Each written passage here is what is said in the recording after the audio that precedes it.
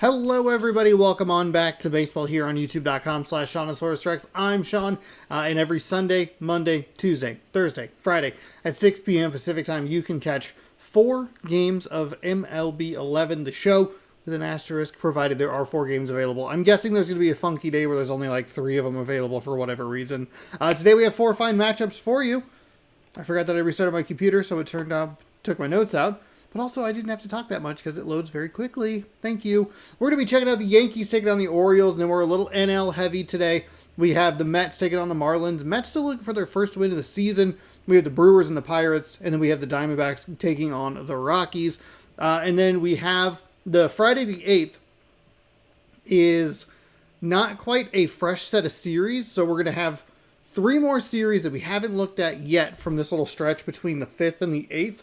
And then we'll have to have 1 repeat in there somewhere because there are technically 16 games that we should have watched. It's a weird thing. Unless I just missed something, but that makes sense. That makes sense. 4 days, 15 series. We wouldn't get through all of them, or we would get through all of them plus 1. All right, let's jump in. Where's my? There it is. Let's jump into our first game, which is the first game of the day. The Yankees taking on the Orioles. We will have Yankees Red Sox on, I believe that'll be Sunday. So get excited for that. I'll have to bop in and out grabbing some thumbnails and stuff to switch around. But welcome on in. The Toronto Blue Jays are 1 win away from a World Series title. I believe we knew that when I streamed it on...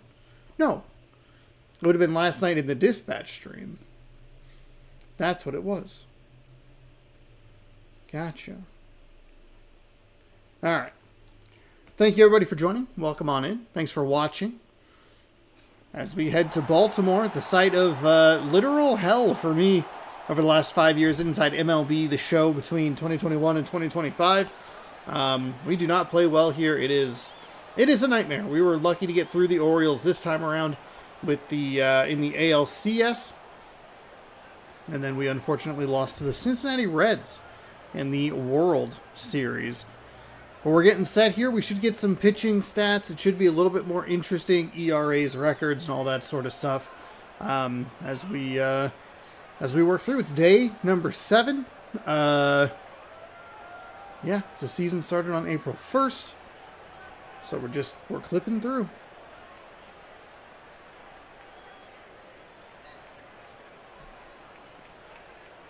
There might be a bit of a funk to the schedule tomorrow. There's my volume. As we take a look at the Yankees starting lineup, the second baseman, Brandon Phillips, leads us off for the center fielder, Marlon Byrd. First base fielder, designated hitter, Hank Blaylock. Left fielder, Jason Bay. Shortstop, Miguel Tejada. Right field, Cody Ross. Third base, Casey Blake. And catcher, Giovanni Soto. Really struggled through the first half of that lineup, but the back half got a little bit better. 4 out of 9, not what you're looking for, but it's pretty okay. For the Orioles, wins and losses, making his season debut. I believe this would be Game 5 for most teams, because the opening day is an extra day, and then most teams will have a day off on that Tuesday. There were 9 4-game sets, something like that. So we had a pretty limited selection on... that would have been Monday in real life, Tuesday in game. I don't know. With it being 82 games or whatever, the days are a little bit off. Usually fresh series start on Mondays, Tuesdays, Fridays, but here it's like Saturday, Tuesday, Wednesday. It's very weird. That pitch misses for a ball, and they swung at the first pitch, which is a common thing here in MLB 11. The show, nice pitch there to get him to swing over the top. I believe both teams 2-2. Yes. What? Why are you so slow today? There we go. That was a strike. I was trying to look at something else, but we'll get a nice Not a super nice replay, but it is a called strike. Gets the backwards K, and quickly one away for the New York Yankees. Didn't really put up much of a fight there. With 2 strikes, you gotta just try and stay alive. Yankees and Orioles are the only teams from the American League that we will see today, as that one is smashed out to right center field. Nice job by the right fielder to limit that to a single. And a nice piece of contact to get this Yankees offense started today. Got off the inside of the bat a little bit.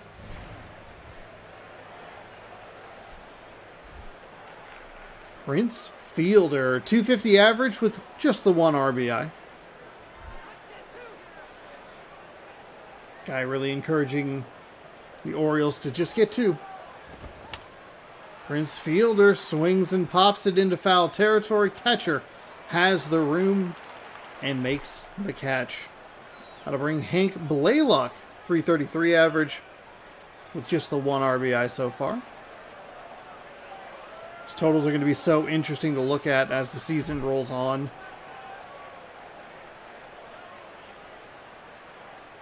One pitch, 1 swing, 1 out.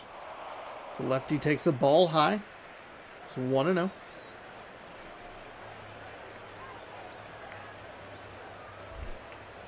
My favorite email came through. Live now on your channel. Thank you. I was the one who hit it, but that pitch misses low.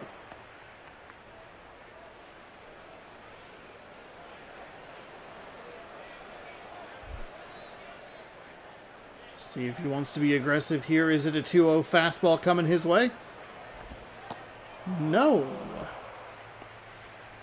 Drops to the outside corner and misses, so 3-0. Hands off the controller, 3-0 take. Hey, thanks, Rob Schneider. He does indeed take it. It's a strike. I would have liked to see those 2 pitches flipped.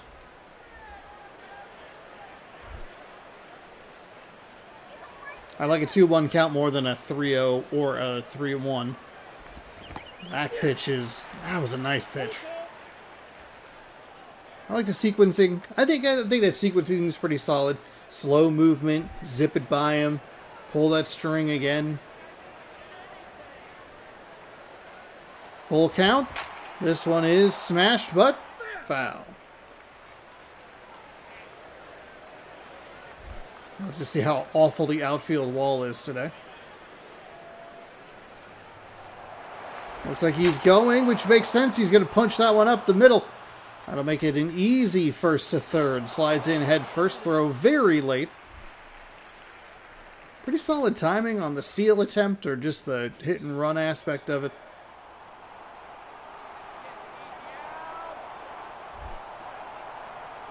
So runners on the corners. Thought about it, but the pitch stayed outside and he was able to hold it. Check swing, 1-0.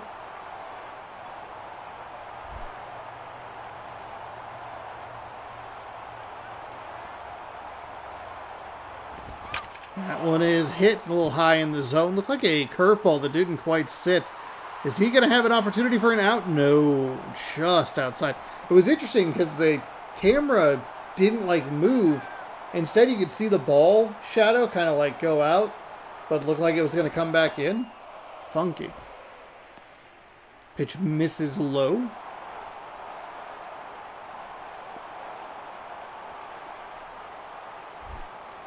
Two and one. Ready, sets, fires. Misses high. 3-1. Weird start here for the Orioles.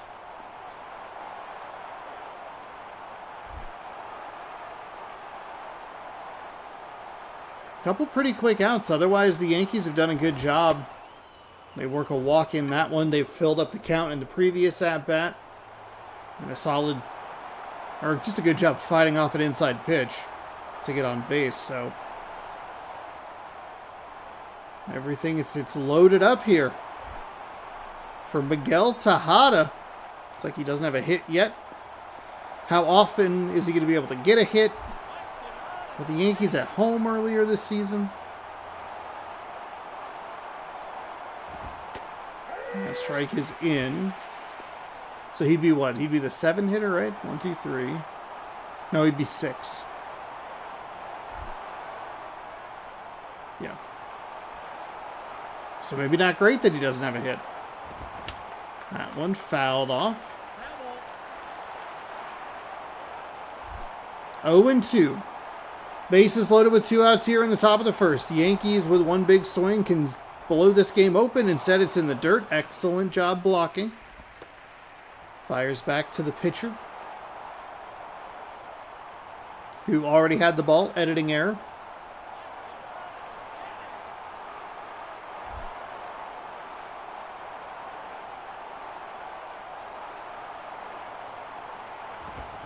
That one is going to be just barely hit fair. Fires off his foot, and it's safe. He had a 1-foot throw, but it wasn't enough muscle behind it. It's a great effort. But the Yankees score 1 and keep the bases packed. Bags packed? This one is hit to the second baseman. He gathers, fires over to first, and they will get out of the inning just giving up 1 run. Good defense by the Baltimore Orioles. Perhaps a missed opportunity for the Yankees. We shall see as this game rolls on.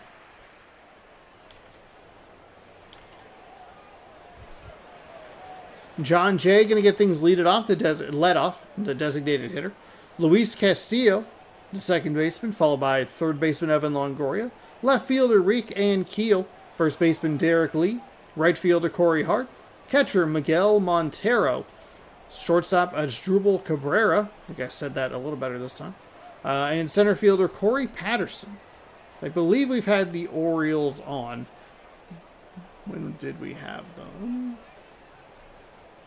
They're in here somewhere. They played the Blue Jays in episode 3 of this. Zach Miner getting the start today. As we take a look at that Yankees defensive lineup. Bum, bum, bum, bum, bum, bum. What do you do with a drunken sailor? John Jay, no average, but has 1 RBI, so good for him.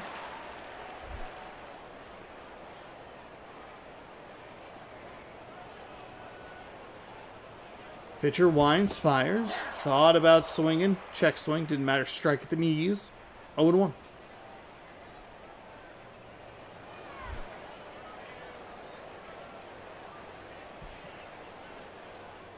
Just now realizing I forgot to fill up my water.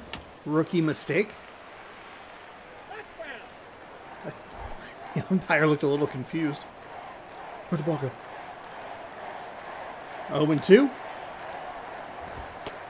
Crowd cheering for a strikeout of their own batter? What? The home team batter?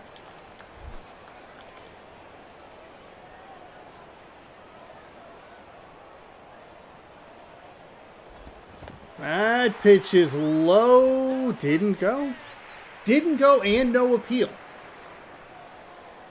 Those are some of the most frustrating swings when you're playing this game. It's like, pitch was in the dirt. Thought about it again, misses low. It's a very tantalizing looking curveball, 12-6 curve. Not exactly sure what the term, maybe circle change. I don't know if that existed back in 2011. That pitch misses low and a walk to the Orioles leadoff batter. Had him 1-2 and lost him.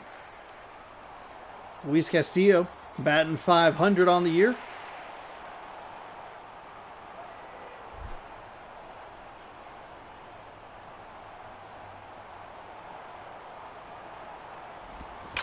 That is crushed out to right. He's going to hold between first and second. It's off the wall. It's off the out-of-town scoreboard. The hitter is going to catch up to... Okay. I was going to say the hitter was going to catch up to the guy rounding second, and he looked like he wanted to round second. Looking for that triple, but he was going to... The runner on first. The leadoff batter was not going to get home, so smartly turns around. Runners on second and third for Evan Longoria. Looks like he has a little stain on his chin.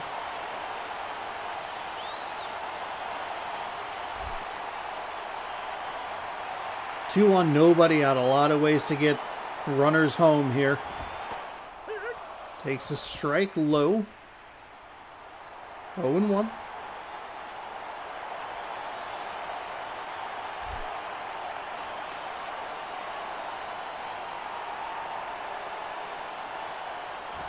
That's inside.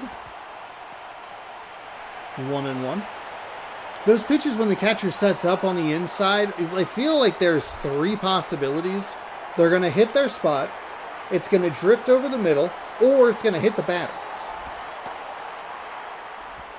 It's like there's a weird level of unpredictability with it.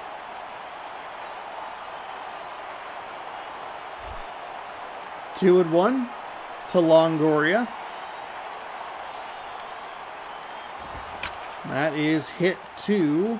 Oh, the shortstop who bobbles it. He'll fire over to first. Not in time. Safe. And it is 1-1. The shortstop bobble has been a surprisingly consistent element of the game here. Rick Ankiel. He has a couple of ribbies. A runner in scoring position. I think that's where that exit velocity, mile per hour or stat, whatever you want to call it, actually becomes interesting. Is like, oh, he hit that at 104 miles an hour. No wonder the shortstop or the third baseman or whatever couldn't handle it. That ball will slice high in the air, but foul. Foul ball. 1-1, bottom of the first in a 1-1 game. That is smashed out to right. See if they tag up from second. They do. Throw from the right fielder is not even close. Throw from the shortstop, the cutoff, pretty solid, if we're being honest.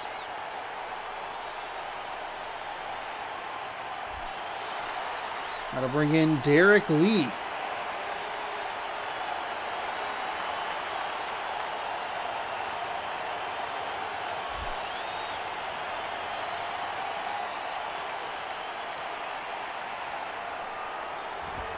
Ooh, goes and gets the high pitch, but drives it foul.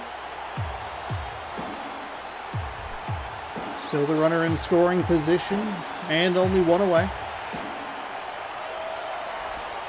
That pitch is low. The throw is high, but the runner wasn't particularly quick. Interesting decision there. I feel like the sliding animation in this game is so weird. Like, it really seems to just crush all of the momentum that the runner has.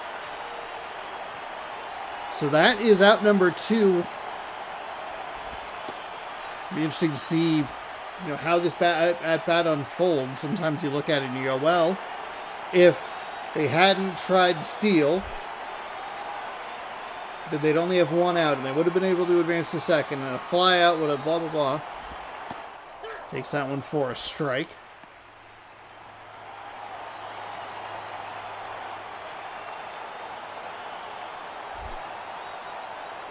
So a 2-2 count with 2 outs.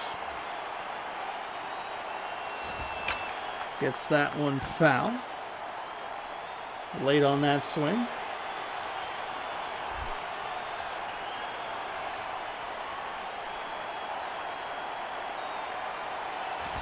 Winds and fires that one right up the middle. That's going to score a run. It'll be a single. Should be 2 on, 1 out. Instead it's 1 out, or 1 on, 2 out. Thanks to the steal attempt. Which is right back up the middle. Nice response inning for the Baltimore Orioles after giving up just the 1 run, which is solid. Corey Hart does have a stolen base on the season. But they respond to not only tie the game, but take the lead. Hart is going to smash this one out to right field, but it will go foul. That right field is god-awful in Baltimore. Seattle kind of has something like that as well. It's kind of weird. That little corner that doesn't exist in left field.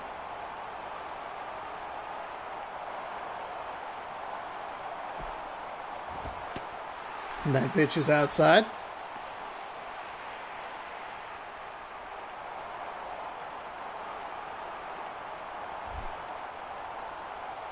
One and two away. That's a nice take. Almost made a bad enough pitch that was good. A pitch so bad it was good. That evens the count at 2. That one cracked up the left field line, but foul.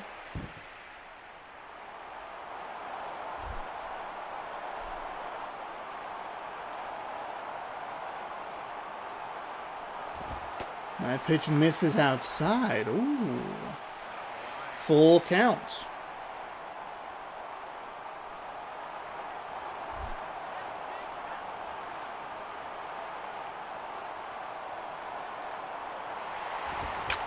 They put a runner in motion. He's going to just get to second. Kind of thought about third, but that dump into left field gives them 2 on here with 2 outs. Now you really start to do that. I think it was Evan Longoria was at the plate then. Evan Longoria had the single that advanced the runner to third, right? Then he tried to steal. Is he able to get around from second on a ball that short? Or should it be bases loaded 1 out? Or a 3-1 game 1 out? Or maybe it didn't even matter. Maybe Longoria would have been thrown out at the plate. It would have been 2-0, 2 outs anyway. We'll never know. 0-1, Baltimore looking for more here in the bottom of the first. Making this a long bottom of the first for the Yankees pitcher.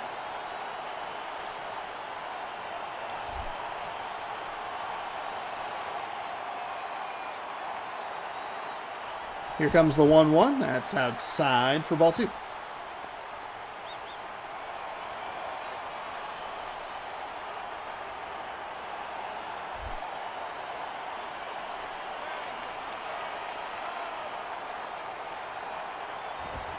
Two and one is ground out to the first baseman. He'll step on the bag and end the inning, but not before Baltimore gets 2. They take advantage of the error. And it's now 2-1. Blake, Soto, and Phillips coming to the plate for the New York Yankees.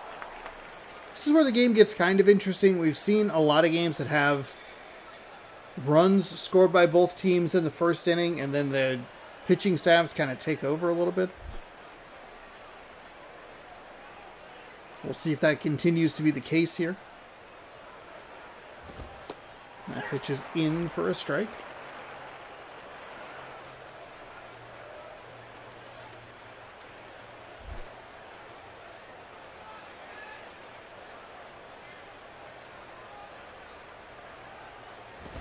That one's inside, misses for a ball.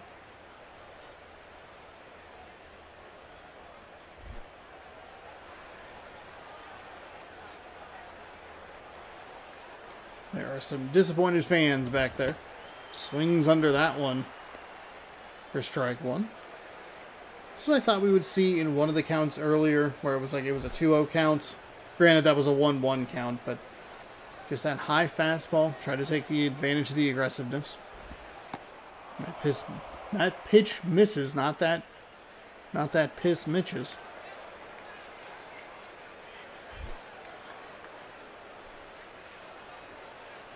Two and two. Set up outside, misses outside. Ball sailing on him a little bit. The Yankees doing a good job again, driving that count up. Working at full 3-2. Orioles the Yankees lost the first batter in the bottom of the first after starting 1-2, and they'll repay the favor in the top of the second. 3 straight balls to put them on. First with Nobody out.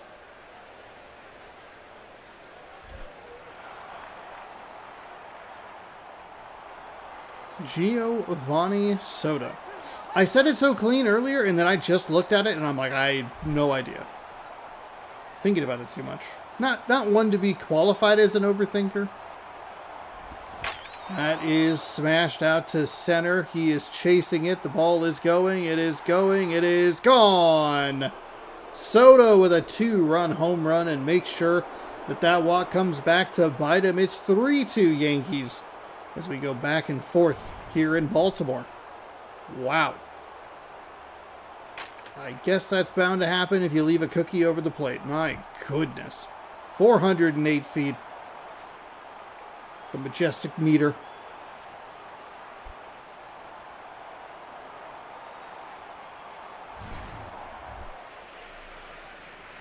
All right.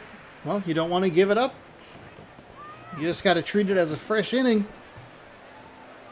Wasn't a leadoff home run, but it was basically like 4 bad pitches in a row. That one. I like the aggression from that Yankees hitter right there. Just gave up the home run. He's probably a little rattled. He had a 1-2 count on the leadoff batter, 3 straight balls, a bad pitch for a home run.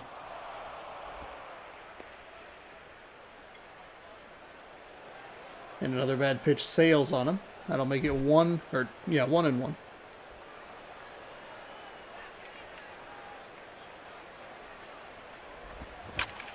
That one's going to go up the third base line. Will it get to the wall? No, it'll be cut off right before the warning track, but should be an easy double.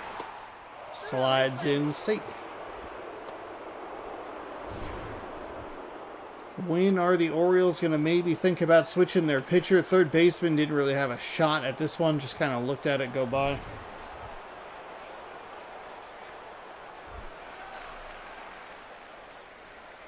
Marlon Bird.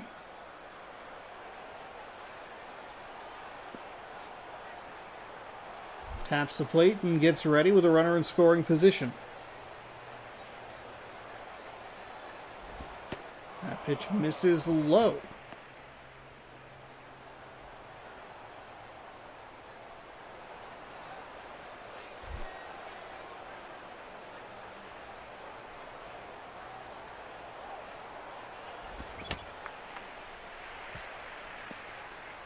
Changed up the speed there just a little bit.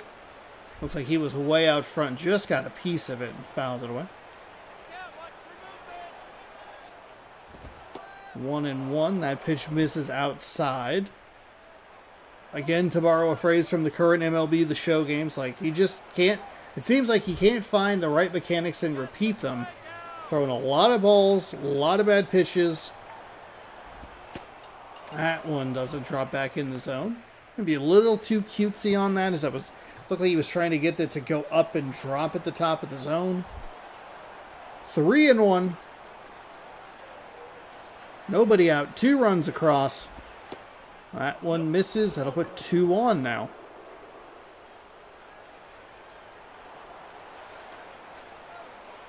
Are we looking at one of those funky St. Louis Cardinals innings? Prince Fielder, I don't think he's a guy that you want to put in this situation if you're the Baltimore Orioles. Can't walk him. That loads the bases with nobody out. Instead, you got to pitch to him. There's a nice strike.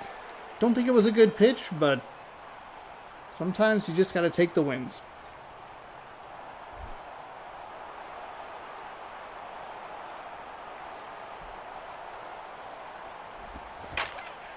Fielder with a nice hit.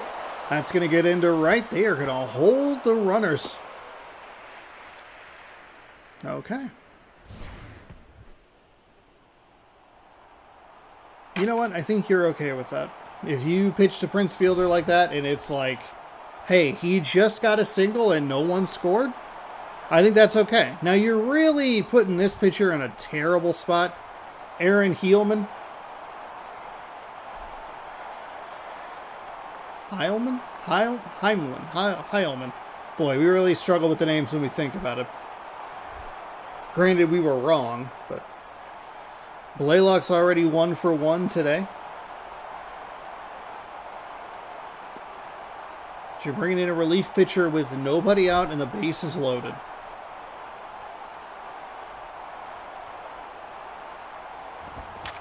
That's hit, but foul. If you're the Baltimore defense, do you take that force out at home?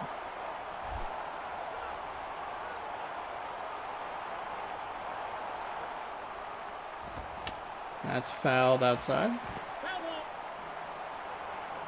Just barely got a piece of it.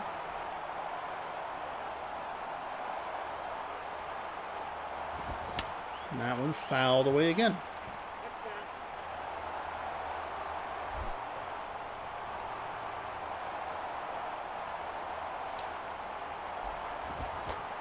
Oh, big swing and a miss, so a nice job. Now you're looking at a ground ball double play to get out of this inning. The Yankees have now loaded the bases twice. They've so far only come away with 1 run. Jason Bay worked a walk and has 0 average on the season.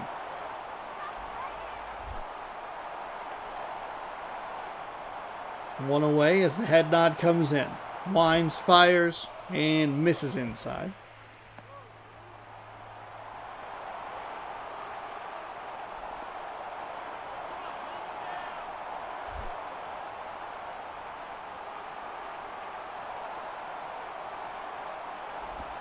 That pitch misses inside again. So a great job here by the... Good takes by the batter. Jason Bay, I believe, is who it was. We'll get more familiar with the names as I have the epiphany that we'll be able to watch basically 1 game of every single series.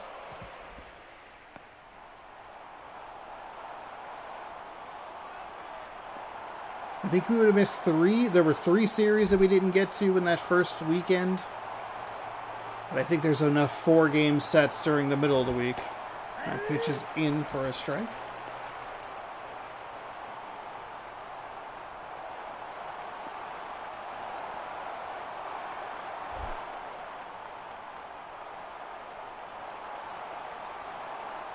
(3-2) Yankees, as that one is hit. The shortstop dives. It's 1. It's over for 2. It's a double play. I don't know what I was doing with my hands. If that base runner is any faster trying to get to first, he probably gets there and they get another run. But that's a huge double play. The Yankees leave them loaded, but they get 2 on the home run from Soto and flip the lead back in their favor, 3-2.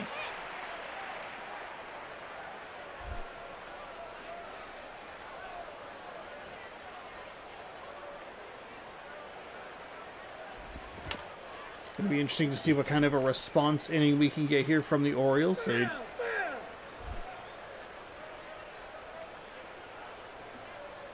did a nice job in the bottom of the first. That one is foul. Nobody made any effort on the Yankees. Probably. Who was the... I forget who the third baseman was. Just must not have had the speed to get there. Pitch is inside, swung on and missed. It's a strikeout.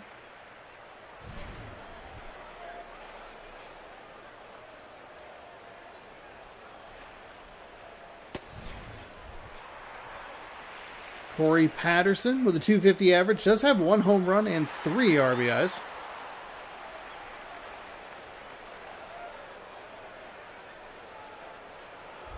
See if he can get on base and flip the lineup.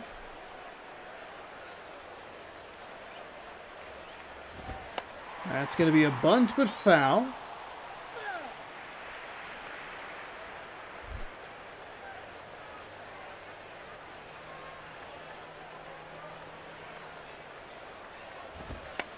There he's going to bunt it, foul again.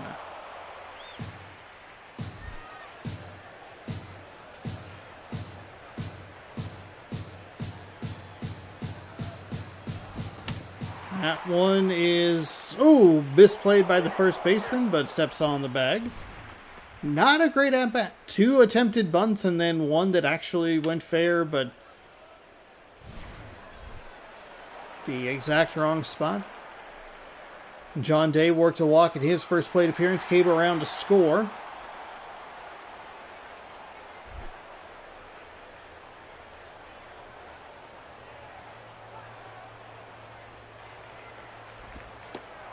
Ooh. Thought that might be a little bit low, but gets the strike call at the knees, 0-1.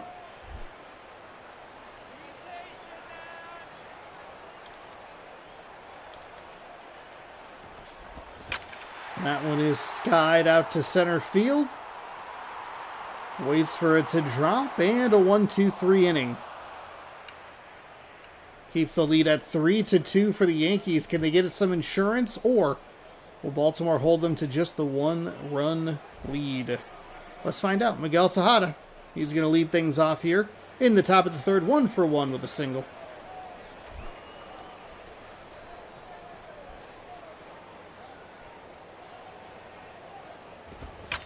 That one is sliced foul.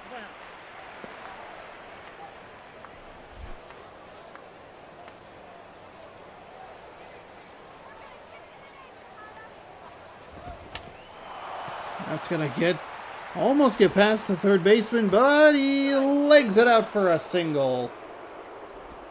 We've seen a number of close plays at first base today.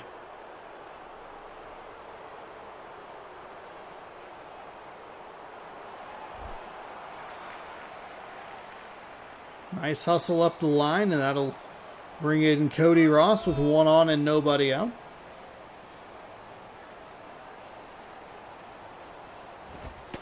That pitch is low and inside.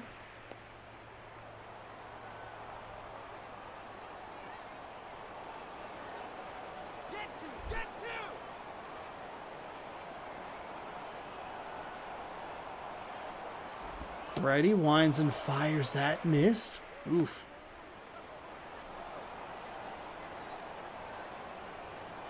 It's one of those pitches that looks like the umpire would go, well, you're not really throwing strikes, so why would I give you that call? That is laced out to left. That'll hold to a single. This Orioles pitching staff having a lot of trouble getting the Yankees out consistently. Another base hit. Could load the bases for the Yankees for the third straight inning. And hey, guess what? There's only 3 innings.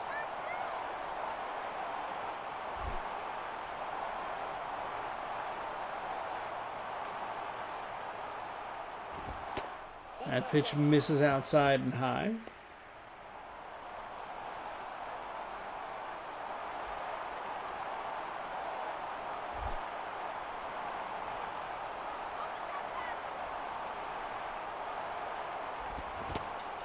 Big swing and a miss on that pitch that looked like it was right over the plate.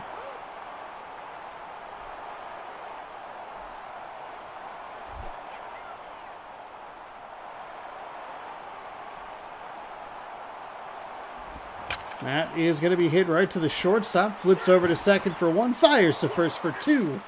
There's your double play. Runner advances to third.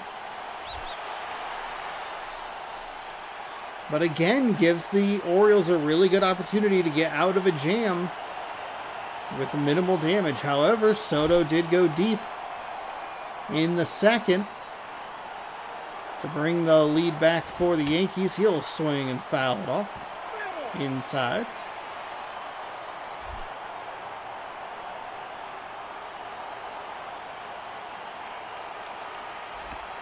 That pitch is outside for ball 1.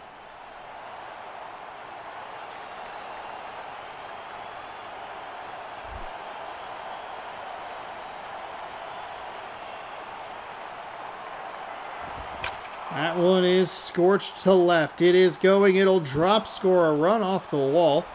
He is going to try for 2 strong throw in, but a little offline. So 1 more run for the Yankees, and Soto knocks in his 3rd run of the day. He is single-handedly beating the Baltimore Orioles.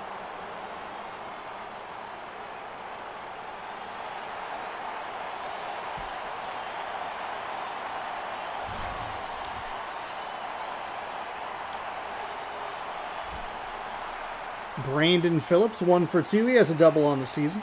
In the game, excuse me. A .333 average on the season.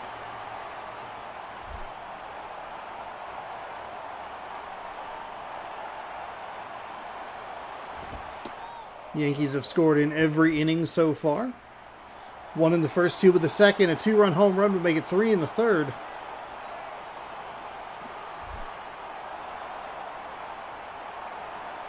But that all-important extra run fouled away. Gives the Yankees just a little bit more breathing room. Baltimore looked good in the bottom of that first inning, but bottom of the second was a very different experience. That pitch right over the corner for a strike.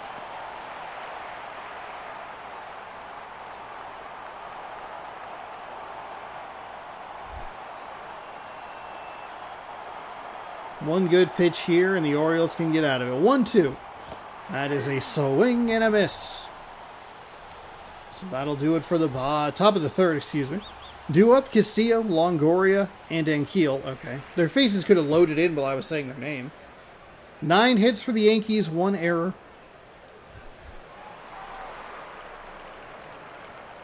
Castillo 1 for 1, a double. He came around to score.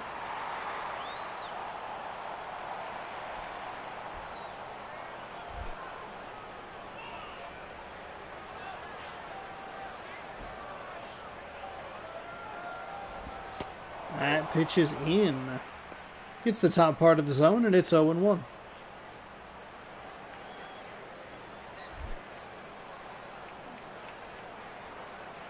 Shakes off the catcher. Now readies. Fires outside.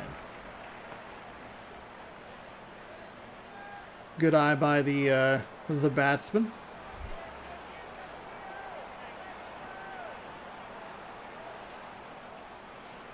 Here comes the 1-1. That misses as well.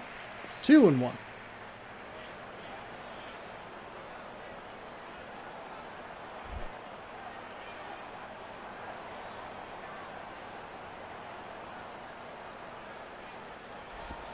That one misses outside as well. So 3-1 the count here. Batters like to be really aggressive on this count. I feel like the two most aggressive counts for the batters are 0-0 and 3-1. And a great eye. Nice take and works a walk.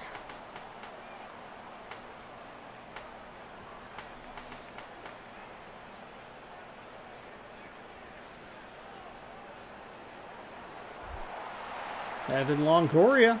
He's 0 for 1.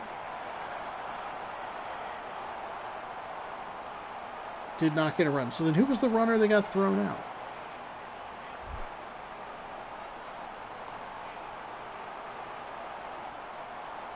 Oh, you know what it was? It probably was him as that gets crashed out or cranked out to left. It's going. It is gone! Okay, we didn't get any theatrics on that. Nothing. It's a 2-run game-tying home run. We got nothing. Evan Longoria, I believe, reached on an error and then got thrown out. And this one is hit out to left. It is going. It is caught. Right at the warning track. We got a replay of this game.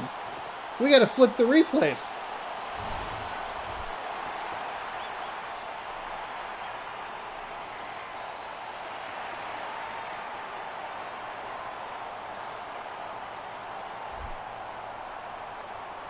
I can't believe the game would do that to us.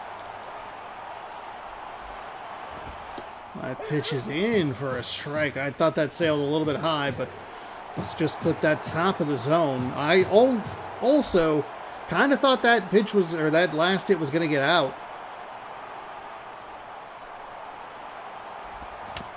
That one's fouled up the first base side.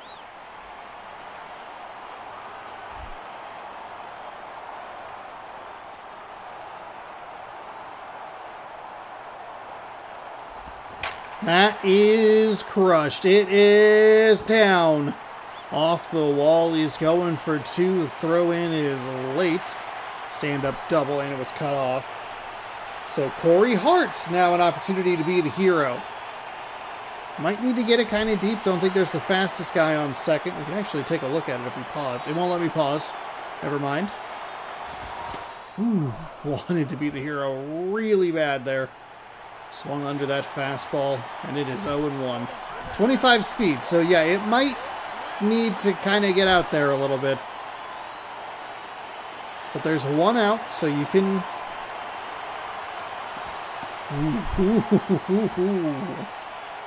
Looked like a real dangerous pitch there.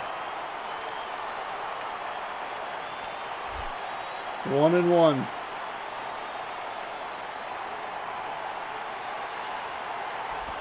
That is hit into left field. He is not even going to try and go home. You can see up in that upper right-hand corner, he hesitated because he wasn't sure that the third baseman was going to get there. All right, Scott Proctor, 0.1 innings, 1 strikeout in 1 game. Excellent. These stats are going to be so awesome when we get to them. It's 2 on and 1 out for Proctor. Miguel Montero, he's 0 for 1.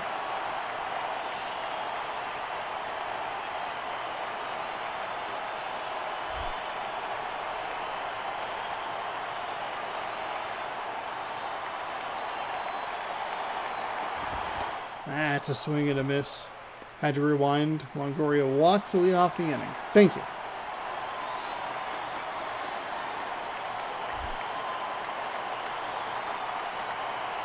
Also, how's it going? Thanks for being here. Stopping by.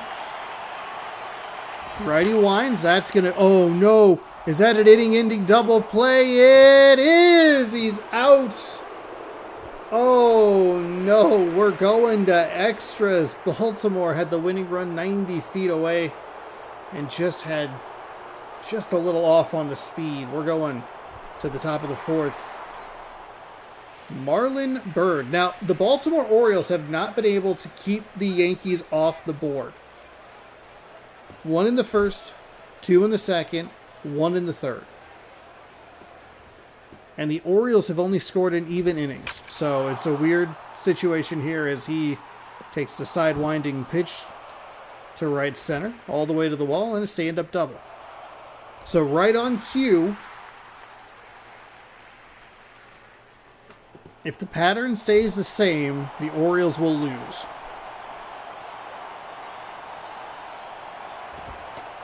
That pitch is in for a strike. Must have been right at that bottom corner of the zone.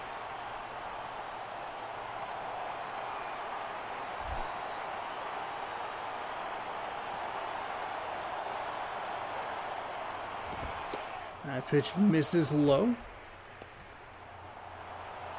But when it's doing that weird thing where the batter doesn't load in correctly.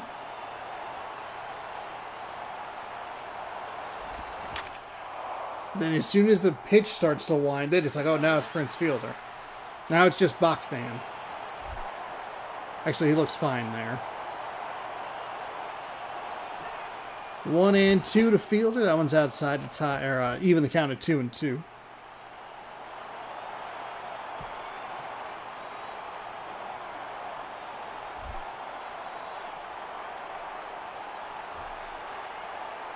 One on, nobody out here in extras. That's going to be a swing and a miss. Nice job to get Fielder out.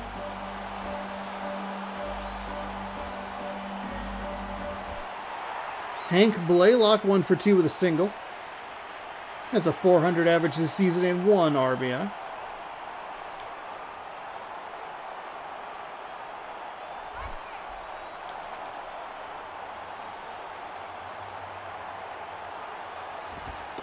That pitch just gets that high inside corner. 0-1.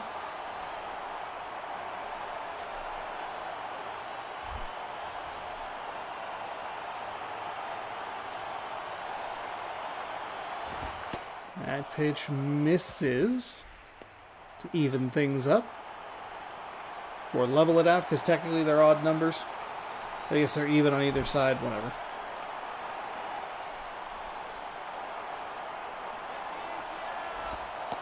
That pitch misses low.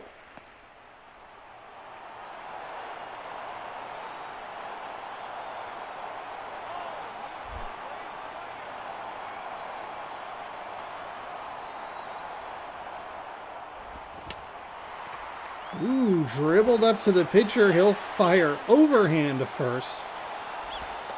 They are holding that runner at second to strike out a fielder, and the ground out.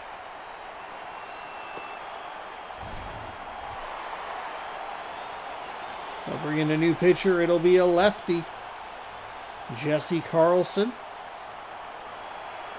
Zeros across the board.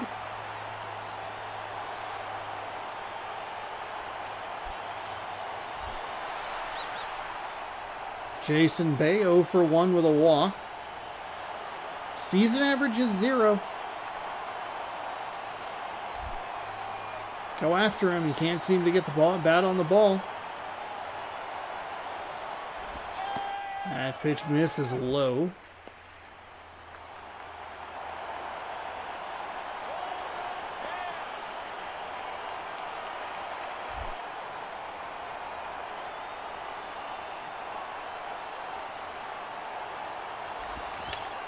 And this one will be popped. First baseman. He'll get ready. Waves him off. Waits.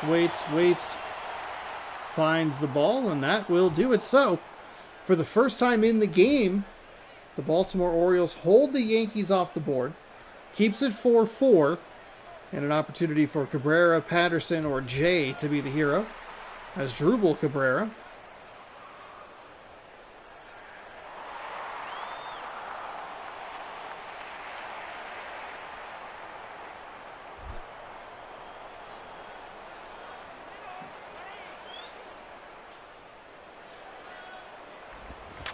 That's foul. Still getting used to those bat sounds, because boy, do they sound like a lot more is going to happen, huh? That's hit, but foul the other side.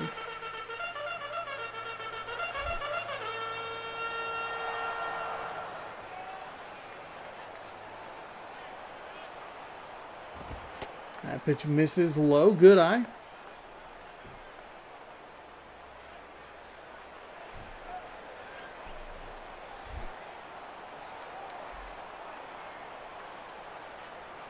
Here comes the 1-2 pitch. Ooh, left that one in a pretty hittable location. Got a little too cute with it. Looked like he was trying to jam him, but just left it over the heart of the plate. So the Orioles now with an opportunity for Corey Patterson.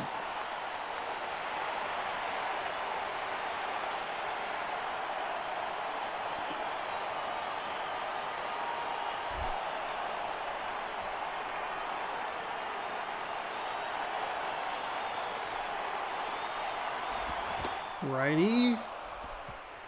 Oof, got a little lucky there. Catcher set up well outside, and that would miss over the middle. Just a big swing and a miss from the batter. So 0-1. You can trade 2 outs for a game-winning run, no problem. That's going to be bunted, but foul. That was kind of a weird decision. I guess it's going to pull the third baseman down most likely, but I wasn't really going anywhere. Ooh, that is a really nice pitch. I think that's what he wanted to do, but instead gave up the double. John Jay. John Jay, who doesn't look like he has a hit. He did walk in this game, I believe. Yeah, walk run. He's the leadoff batter. The leadoff batter with 0 average.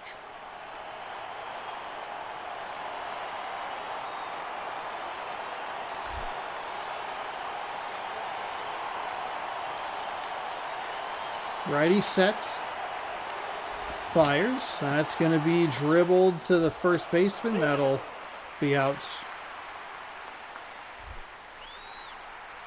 Luis Castillo. 1 for 1, a double, a walk, 2 runs. And he can knock in the game winner. He's going to have to work with 2 outs, though. The winning run 90 feet away. That pitch misses outside, ball 1.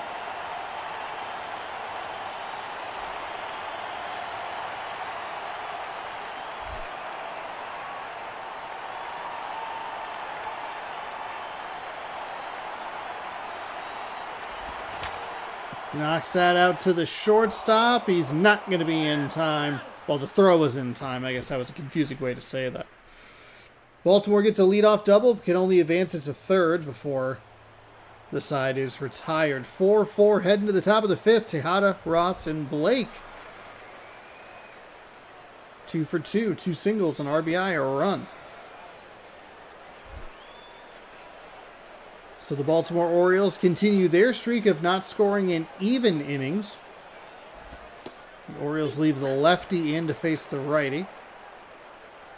Pitch on the outside is a strike.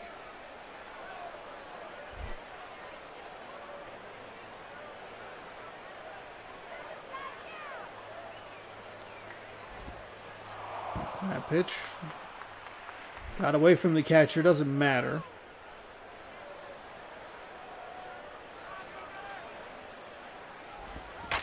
That one smashed out to center.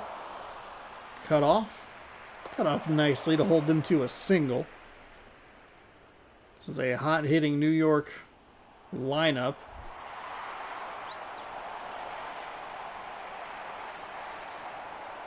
One for 2 with a single for Ross.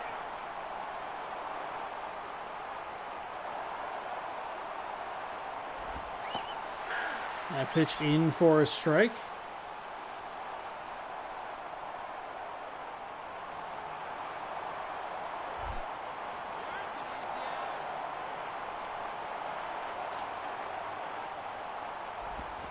That is hit out to left. The left fielder is chasing it. It is gone. I wasn't sure if that was going to get the top of the wall or carry out, but it carried out. 2-run home run for the Yankees in the top of the fifth. And they'll take a 6-4 lead.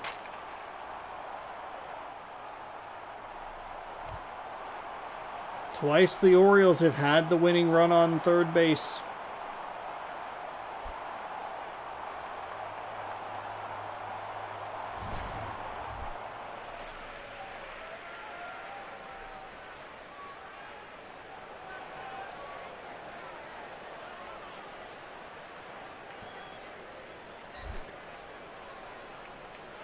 Nobody out.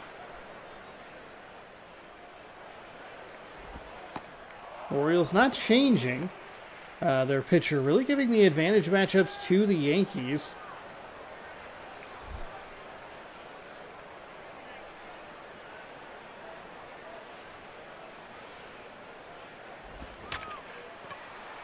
Shortstop picks that one up and fires to first.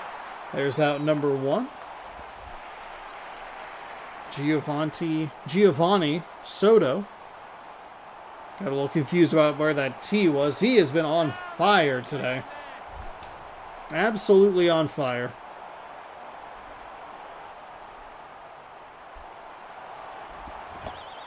Big swing and a miss. Really feeling himself with that one.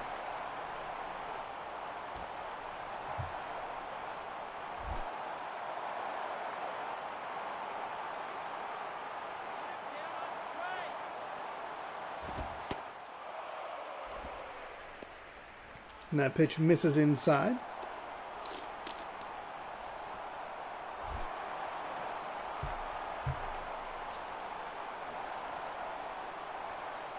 Here comes the 1-1 to Soto. That is into right field. That'll be cut off before he got too deep, and that is a single. Third hit of the night. Thank you, MLB The Show 11. Or MLB 11 The Show.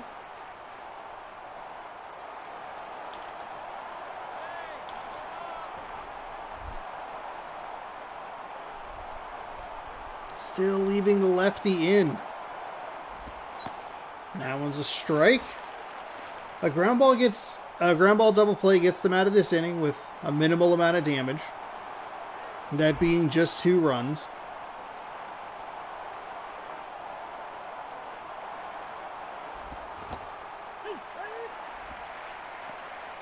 Must have been called on the check swing. That was not a strike. 0-2. That is going to get dumped into left field. That's going all the way to the wall. Left fielder gathers it pretty quickly, and they will hold it third, so it's a one-out double. I think you'd really look at what this Orioles coaching staff is doing and go, like, just a head scratch.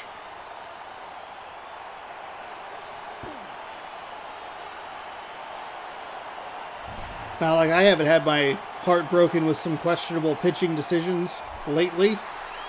Dan Wilson.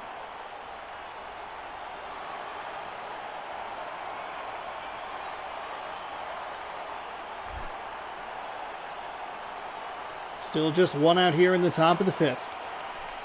2 on. That is in for a strike, outside corner.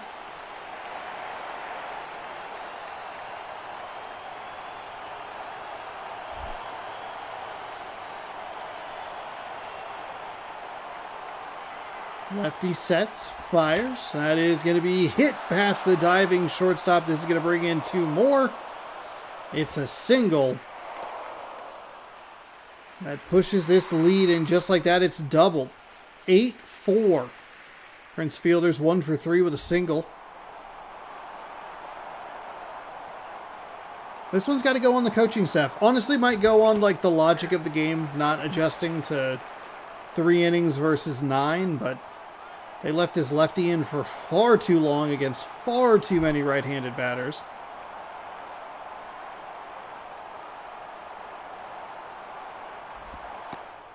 That pitch is outside.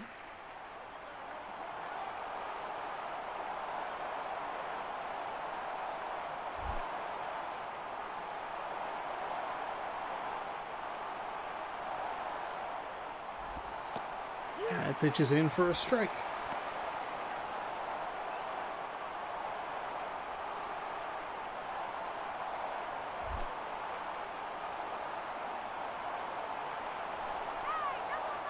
All right, still looking for that ground ball double play, and that is what they're not gonna get. He'll just run and step on first. It's a nice effort by the first baseman.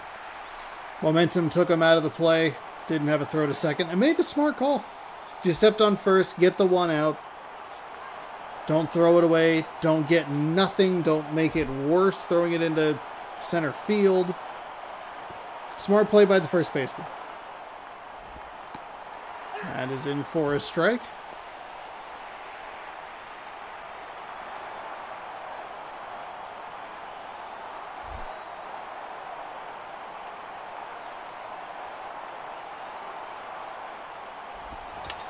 That one off the end of the bat, foul.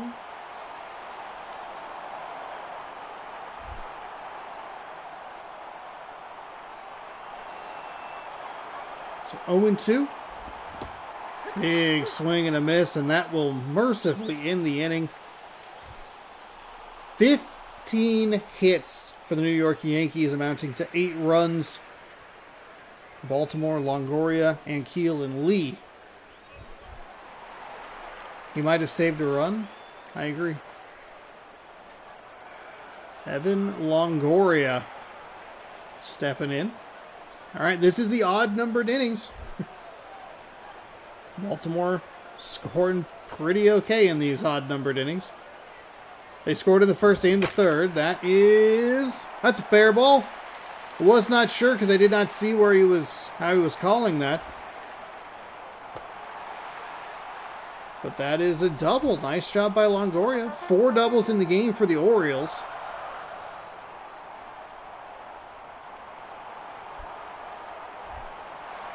If they could have had like 2 of those in a row, they might have won it.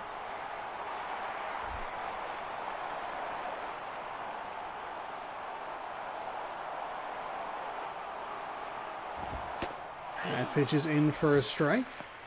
I like that take right there. It's on the inside, trying to jam you. Probably not going to do a whole lot of good with it.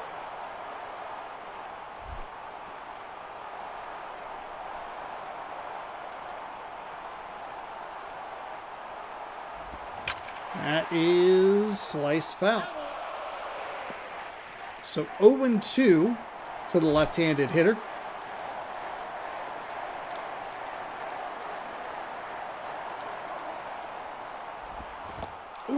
got him with the curveball. Gave up a double on that pitch earlier in the game. I believe it was in the last inning, but able to get it past the batter that time. That'll bring in Derek Lee, 2 for 2, a double. One of the 4 that they've had tonight.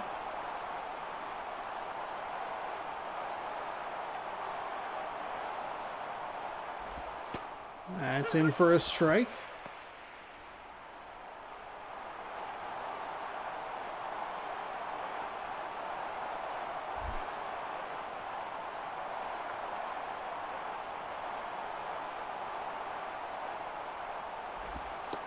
That one misses low. Good eye.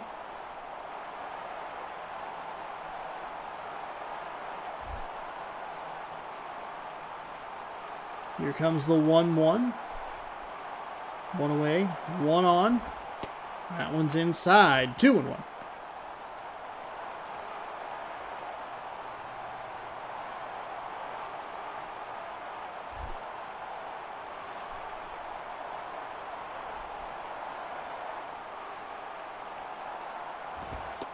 That's a strike.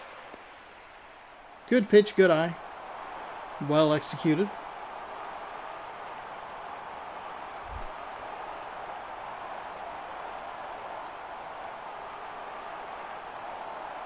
Ready to fire the 2-2, and it is fouled away. Foul, foul.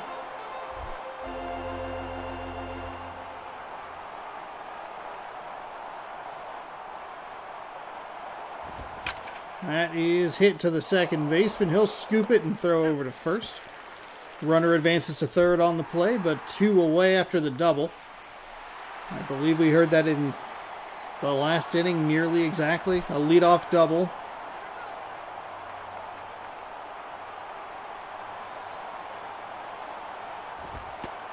A ground out that advanced the runner to third, and then a strikeout. One of those 2 ways. And then it didn't matter by the time the batter came up with 2 outs. Runner at third. Orioles have a lot of work to do here as this one is foul. They have a lot of work to do. They're down by 4. They're going to have to do it all with 2 outs.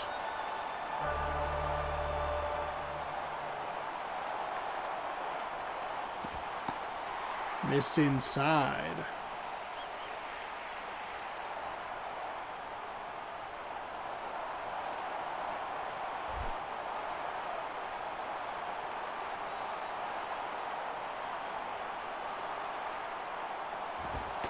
That pitch misses outside.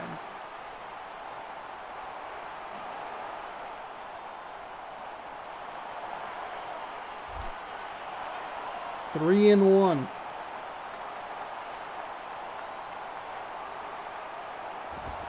That is hit out to left. It is going. It is gone. 2-run home run. 3-1 count pays off for the Orioles. The computer loves that count. And they are correctly aggressive on it. Big swing to cut the lead to 2. 8-6.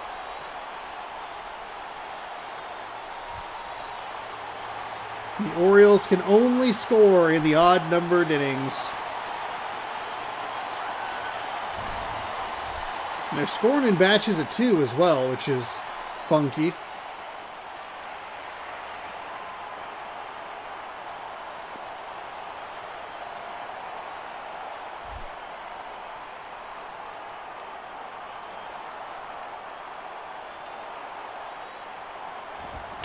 That one, ooh. Aggressive swing there on a pitch. It is over the plate, but that is not the way you want to go down in this one. 2 away. Here's the 0-1. That one's low.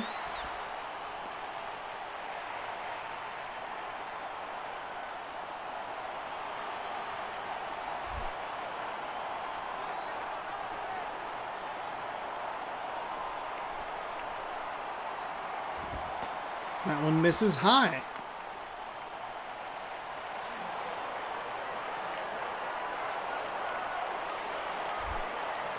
Some good at-bats here late in this one.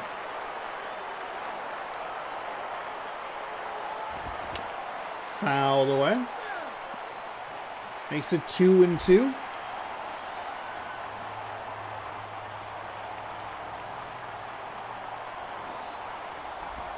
That one is gonna be out number 3 as he spins and fires. The comeback effort was valiant, but couldn't quite get there. One of the better games we've had all week.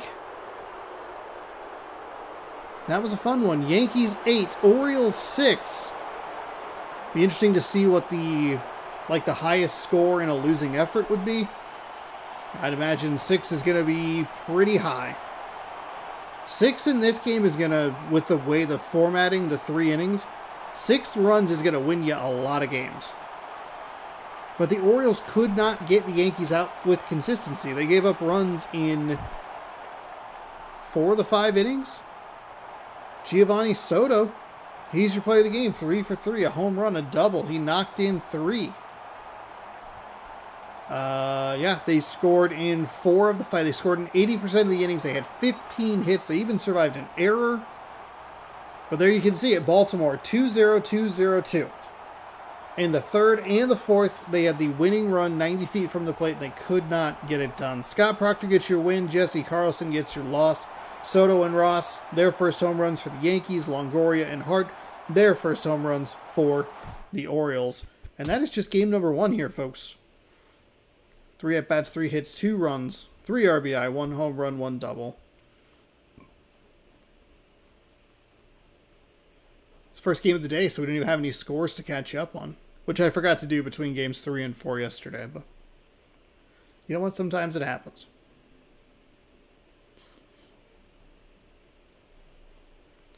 Okay, view today's games. Yeah, that was game number 1. I mean, we could take a look at yesterday. Anybody score 6? Well, Padres scored 10.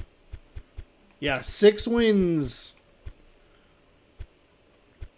Was that 13 of 15 games yesterday? That's wild.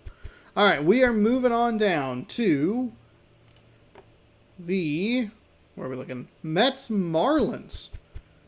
The Mets are 0-4. The Marlins are 2-3. We will catch up on some scores after this one.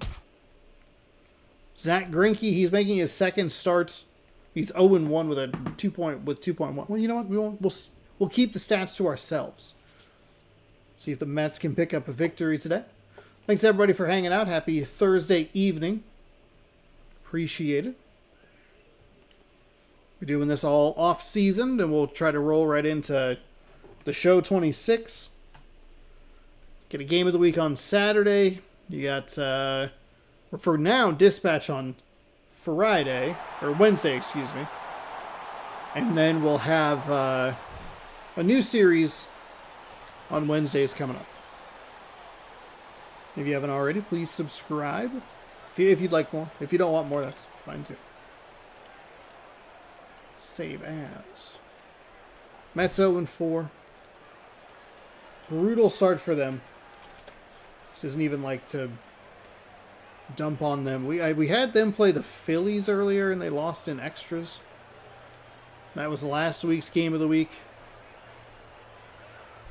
I think there was a good game on last Friday, but I couldn't get the VOD downloaded correctly. Because it takes a little bit to get set. Alright, let's go here. We're going to edit. Oh, actually, we're going to read you the starting lineup. Denard Span, the center fielder, followed by second baseman Dustin Pedroia. Over at third, it's Pablo Sandoval. First baseman is Aubrey Huff. Right fielder, Hunter Pence. Designated hitter, Lyle Overbay. Left fielder, Connor Jackson. Catcher, Ramon Castro. And shortstop, Ramon Santiago. It's your Mets lineup. So we swamp out. Oh, I didn't realize we were going to put both New York teams on today. Whoopsie daisy.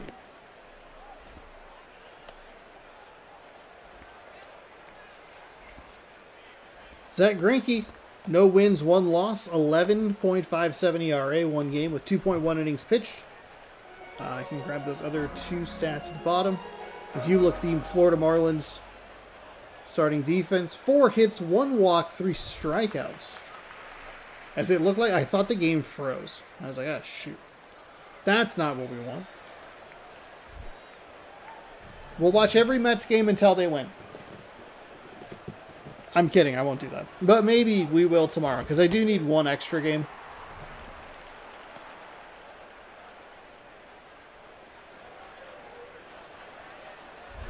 Frankie's first pitch is in for a strike. We get the old Miami Stadium, which we played in one year. Somebody had requested it because we played in Miami.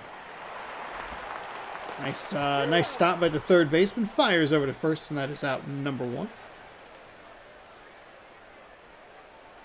Was that A-Rod?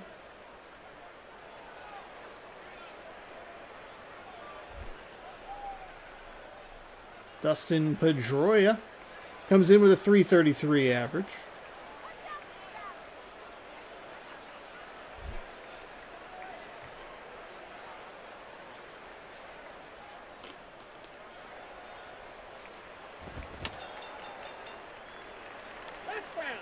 That pitch is foul. I'm going to guess that it was last year that we played Miami and Old Miami. Somebody very kindly requested it because it was in MLB The Show. We even did some Kingdom games last year. Should have brought that back this year. Miami Marlins. That is a strike. Would have been game 1 of a 3-game set. Yeah, Old Miami. Back June 21st, 2024. Swing and a miss for Pedroia. That'll be 2 set down for the Mets.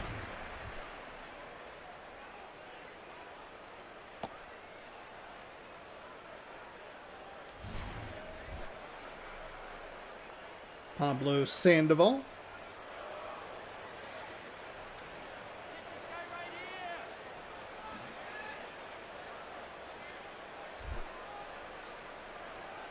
Greinke looking good through those first couple of outs. Not a lot of... that one's low. What's the word? Resistance, I think, is the word that I'm looking for. Just kind of working through those first couple batters. Shakes off the catcher. Now he's set. Readies the 1-0 and fires. That'll be hit to the shortstop. He bobbles it and safe. Just barely again. The shortstop bobble. That'll keep this Mets inning alive. As another San Francisco Giant steps in.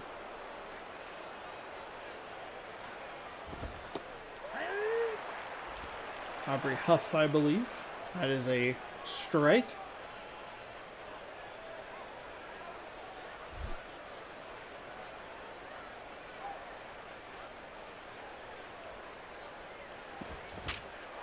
Hit up the third base line, but foul.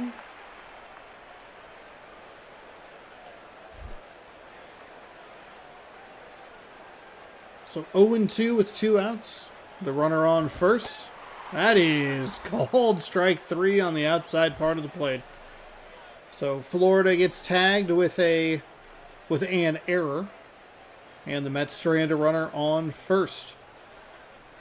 Maybe my favorite baseball name ever, Coco Crisp in center field. Todd Helton, the DH. Alex Rodriguez over at third. Patton Burrell in left. Garrett Jones in right. On first you have Paul Konerko. Shortstop Orlando Cabrera. Catcher Jesus himself, Jesus Flores. And second baseman Danny Espinoza.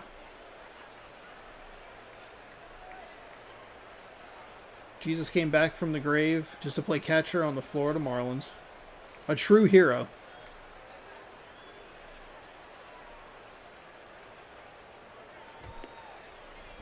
Scott Feldman making his season debut. Should be the last pitcher in the rotation for the Mets. After today, every team will have played at least 5 games. Marlins and the Nationals had quite the... They had a 1-game head start. What was the... Hold on, let me see if I can pull it up. What was the Marlins record? Did we watch the Nationals on Monday?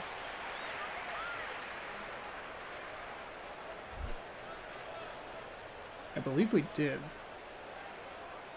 So the Nationals might have the most games played.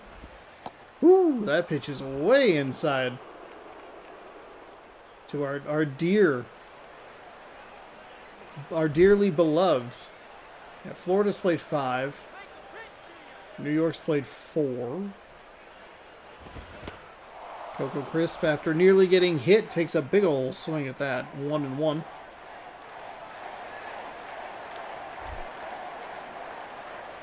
I feel like the game is confused. It doesn't.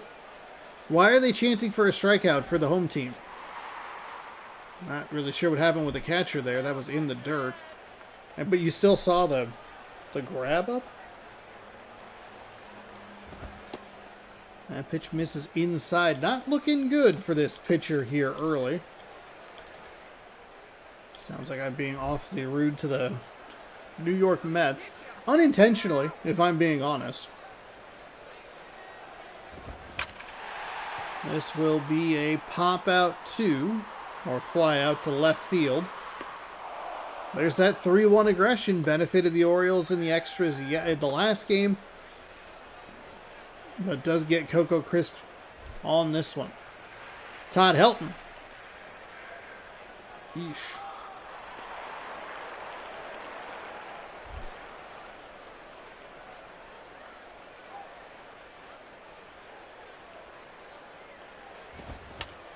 Ooh, no. We have a battle of bad teams here. That was an awful pitch to swing at. Very quickly 2 away. Alex Rodriguez, though, batting well. 429. Zeros in the wrong spots. But if you have consistent production in front of you, especially when you look at Todd Helton, he has a 0 average. He's not doing anything. It's going to be hard to drive in runs when there's nobody aboard. That pitch is low. Good eye from A-Rod.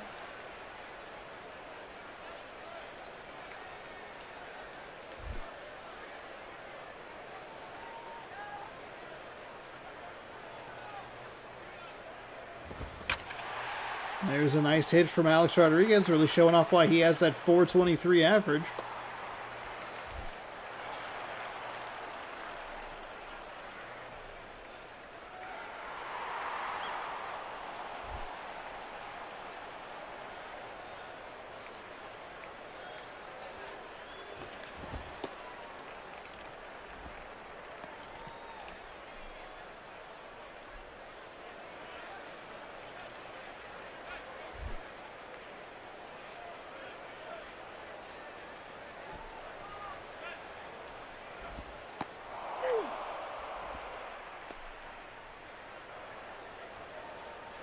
Don't go putting video games on? What?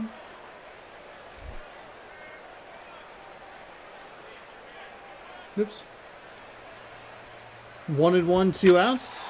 This is out to center field. A-Rod doing everything he can to watch this 2-4 hitters just ruin his life.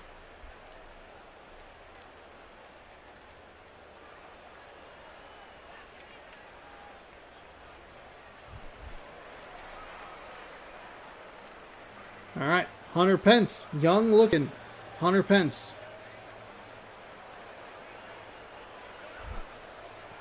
In Astros gear, because we learned about that last time we watched these New York Mets.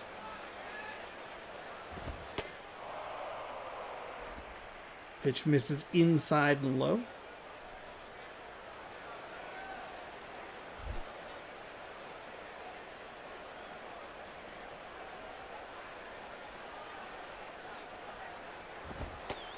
That's low for a strike. Well, right at the bottom of the zone for a strike.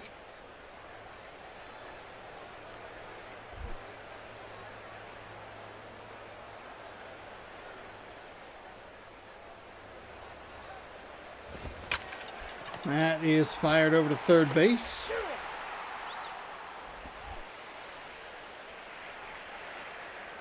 Oh boy. Did we unlock the Misery Bowl? So 1 away after the leadoff hitter is retired. That is hit well but foul. Foul ball. Foul ball.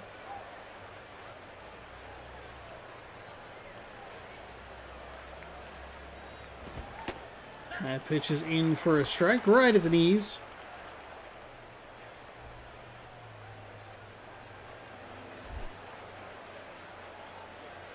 Greinke's still floating around?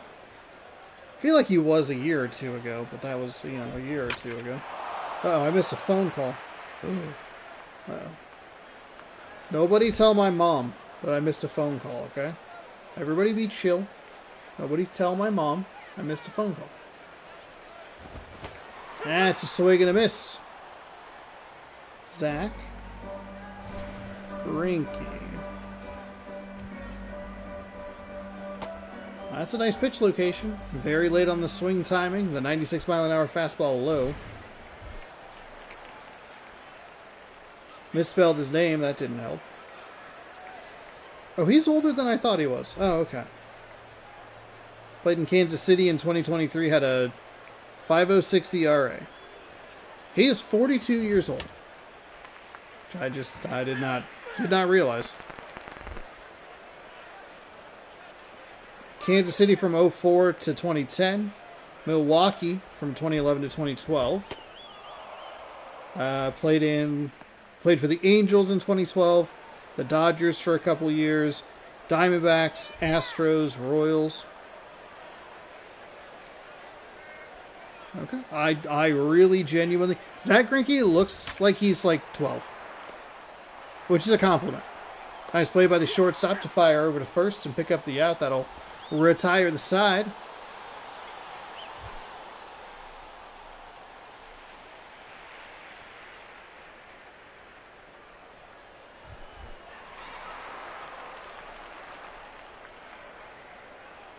Garrett Jones.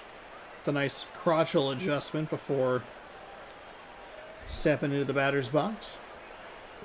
In the bottom of the second.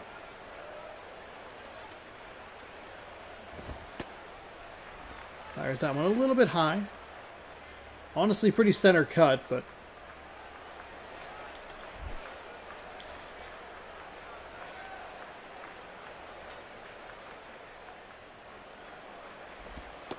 that one misses low. He's missing...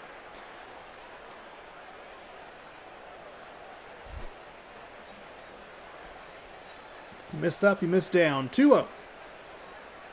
Love to see just a strike here. And good aggression from the batter. That'll go foul. Quite a bit of foul territory over there on the left field line. Which I guess makes sense because this is a dual stadium. And that'll be hit to the first baseman. He'll scoop it and step on the bag. Out number 1.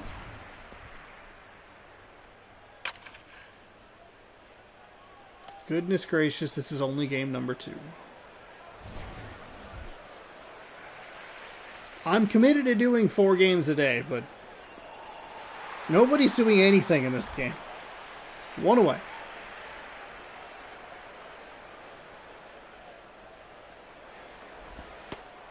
There's a strike.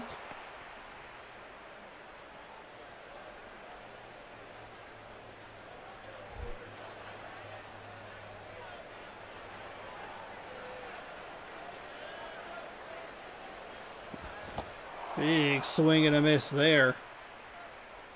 It's a pretty nice pitch from the Mets pitcher.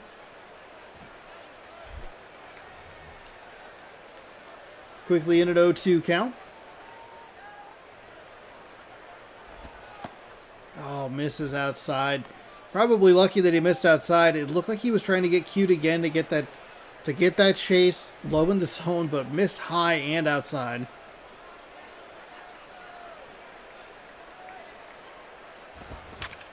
Ooh, nice catch. Okay. Or nice grab. That was weird. Couple of nice pitcher plays in today's games as we watch him run just right to the edge of the dugout. They were like, do we know how to program these players to step steps? Like, no, we do not. They run in a flat circle. Do not show them going downstairs. Also, video game stare technology has never made sense. It's either way too much Grand Theft Auto or way too little every other game.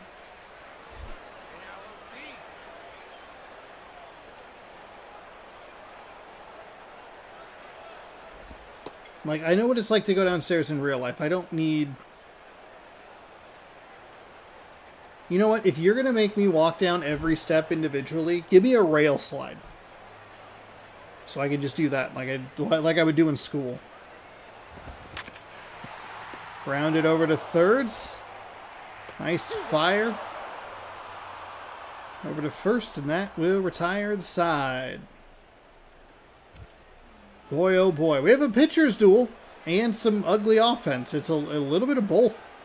We're going to the top of the third. Mets, Marlins, tied at 0. Everything about that graphic was wrong. It said New York was at the bottom. What is happening? We're in Florida. The Mets are not the home team.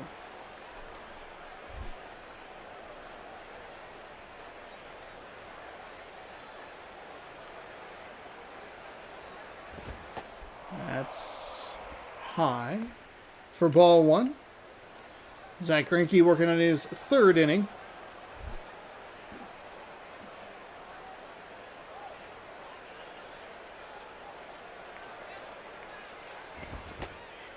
Oof. Oof. You wonder why the Mets are 0-4. Look at that swing.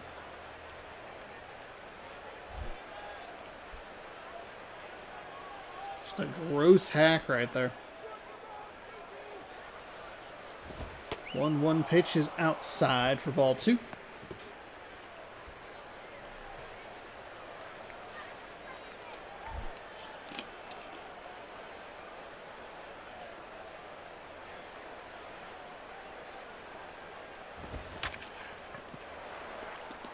Nice play by the second baseman. Spins and fires to first.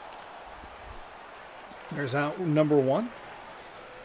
Ramon Santiago steps in with a 167 average.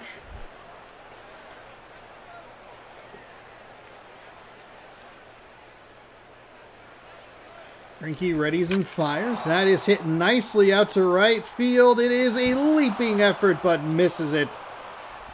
Nice recovery, and it was going to be... It was either going to be an out or it was going to be a double. Probably either way. Love the effort. He's pretty close to the wall, and it's a nice recovery.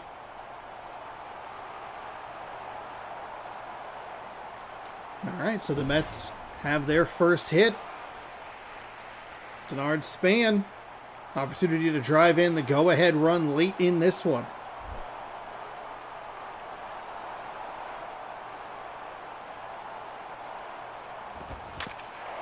That will... Ooh, the diving first baseman fires. He was safe. I don't know where the ball went. Did the pitcher actually catch that ball? Are we going to get a... We can take a look at that. They're not going to give us a look at it. Pretty sure that's Zach Greinke. Hold on. So it's a nice effort by the first baseman. Oh, my cord's tangled. Okay, remember wired controllers, everyone? What an exciting... Okay, so we're following the ball here. Can hide this. It's a nice diving effort. Okay, stops it there. Don't know... You won't let me go outside the foul line? Okay, what is happening? Game, your controller, you're killing me. Sorry, everyone. Okay, controller has stick drift. He's going to fire it. Oh, God. I'm so sorry. I am so sorry. I am so sorry. His controller has stick drift. Oh, okay. Okay. So, wait, hold on. They called him safe?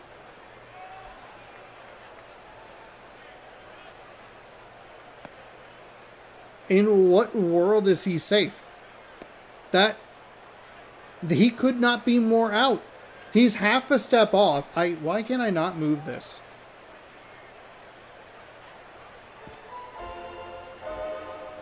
That's ridiculous. That's the second, really bad blown call we've seen. Wow. So, It should be 2 outs with just a runner on third. Wow. From our angle in real time, it looked like the ball sailed. And I was like, oh, that was weird. And so I guess it would kind of make sense why he was safe. Oh, Greinke's 15. Never mind. What a weird play. Everything about that was weird.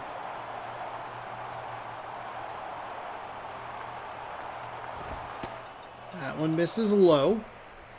Now, a ground ball double play does kind of erase that bad call, but you can't...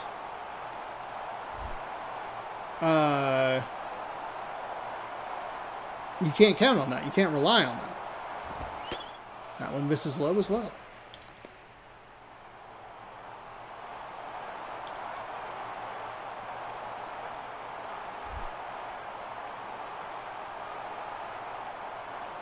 Oh, yeah. Yeah, the Galarragas. Ooh, ball 4. Wow. Okay. It's getting weird here in Miami. Miami. Issues a walk to load the bases. So what can Pablo Sandoval do? Yeah, this and the Galarraga missed perfect game are the reasons for instant replay. Yeah, they do need to fix what they can look at.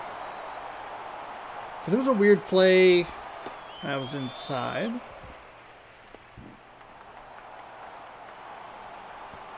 Who was it? Was it a Yankees game late in the season? Third baseman clearly caught it. And then fumbled the exchange. It's like, you got to be able to look at this. You have so much technology.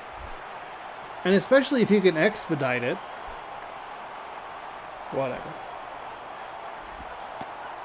The NFL has the same problem where you're just like, why can you not look at some things? What are you doing?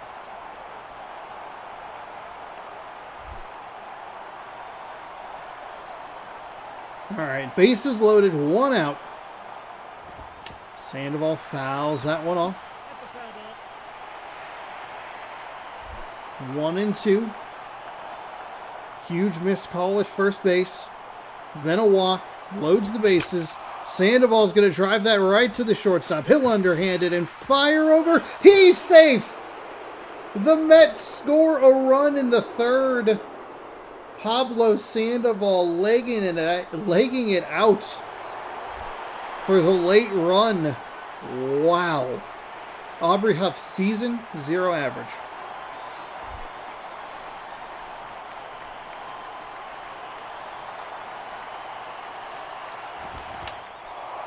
Fouls that one off. Alex Rodriguez would be the next at-bat.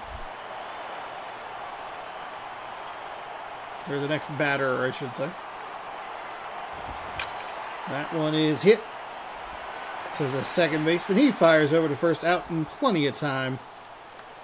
But the Mets come away with a funky 1.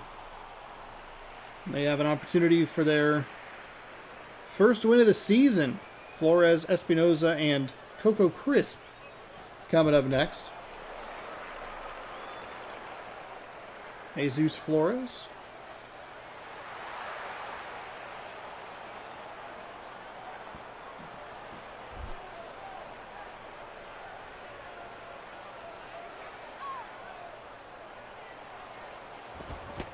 Big swing and a miss. With today's tech, why are we relying on New York to make all the replay decision? Add a tablet on the field arsenal for umpires. Speed up replays. I guess the expedited review thing is more of an NFL thing.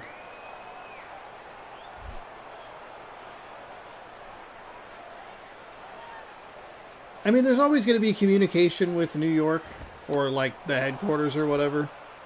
But yeah, they probably should have a tablet down there or like the literal like the replay screens. But there's nowhere. I mean, where would you put that stuff? There's a whole sideline as we see a strikeout here for Florida. The whole sideline where you can just store a bunch of crap on an NFL sideline, and then in the NBA you pull the monitors up and it looks really weird. But Danny Espinosa stepping in. 333 average, 2 home runs, 3 RBI, no stolen bases.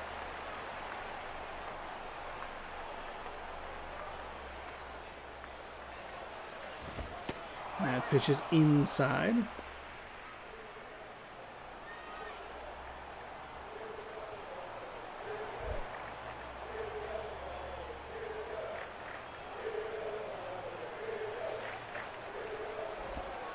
That one's outside. The umpire tunnel could have the tablets. That's true.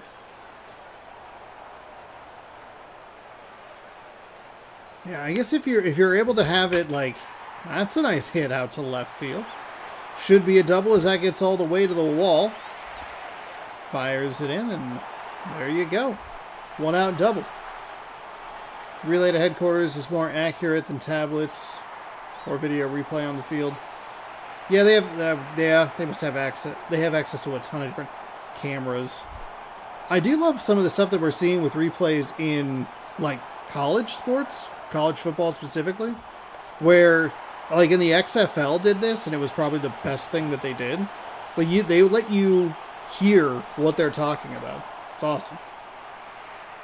Dedicated staff member to deliver, similar to the headsets now.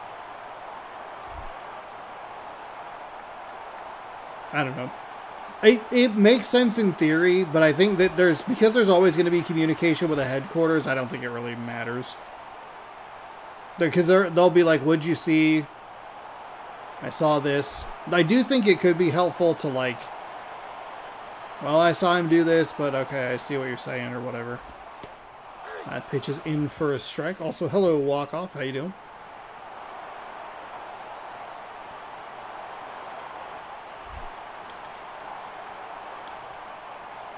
Two and 1 count here. Mets lead by 1, but Florida is threatening with a runner in scoring position. That pitch misses well outside.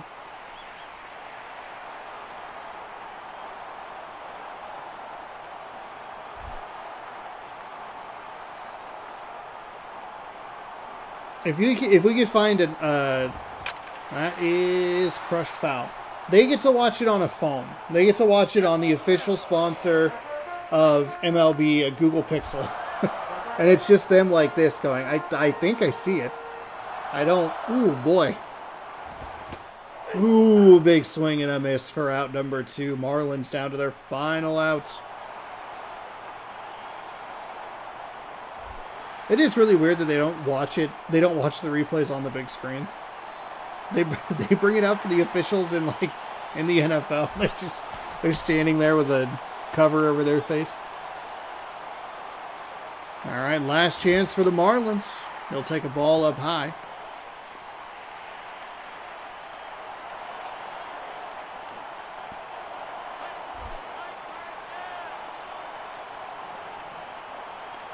Runner in scoring position. The Marlins looking to even their record at 500 at 3-3. Mets looking for their first win of the season. One rule they need to add is to give the managers a set amount of time to ask what the call was without being thrown out. Yeah, that is foul. Schilling hoping Toronto can finish out the Dodgers tomorrow and not have to worry about a Game 7. I mean, if Toronto plays the way that they've played the last couple of games and they have those Toronto-ass innings where their at-bats are annoying as hell, I believe that they would be able to finish it. I saw Dave Roberts took a spill today. That is hit out to center field. Will they send him around third? Absolutely. The Marlins tie the game with 2 outs in the bottom of the third.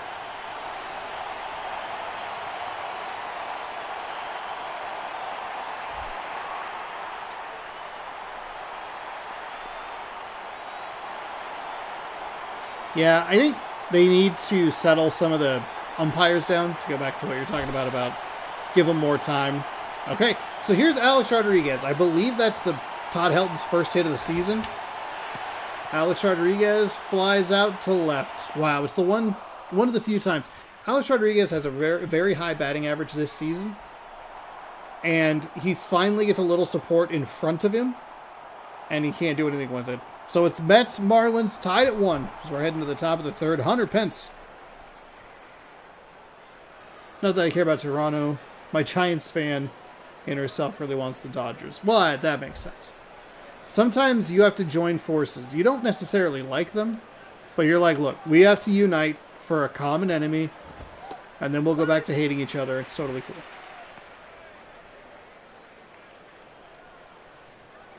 Especially when the ump's only words after the review are confirmed or overturned.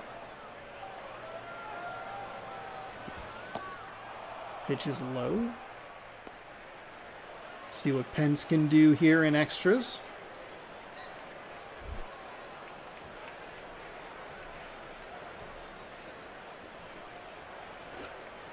So we have, this is game number 2 of the day. And both games so far have gone into extra innings.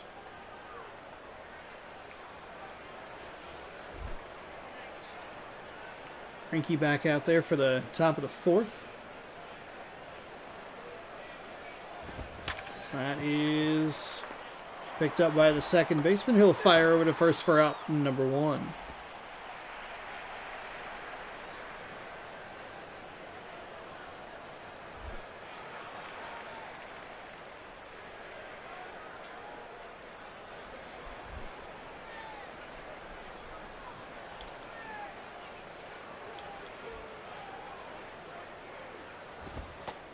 That pitch sails high.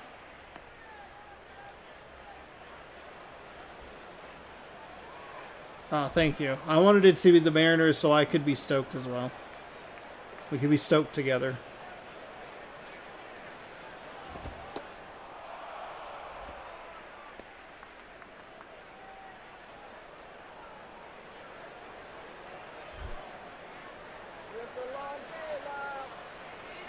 Greinke runs the count to 2-0.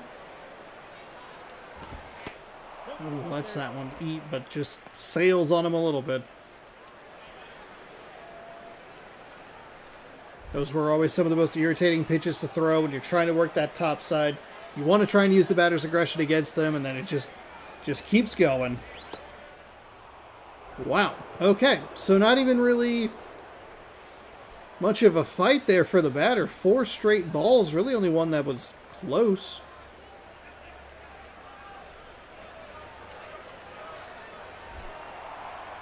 And the Mets have runners on base via hits, error, walk. Tied at 1. Ooh. I liked what Greinke was trying to do there, but missed outside and or low.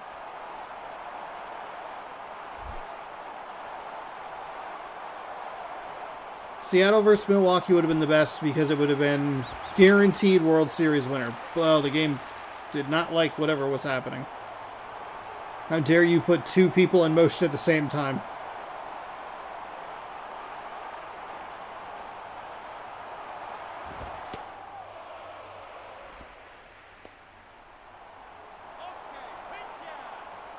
Probably would have been a very pitcher-heavy series.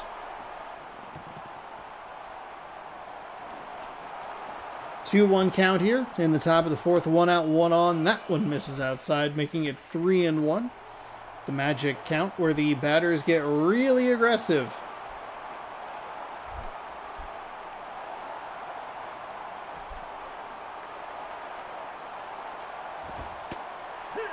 Let's that one go. Okay.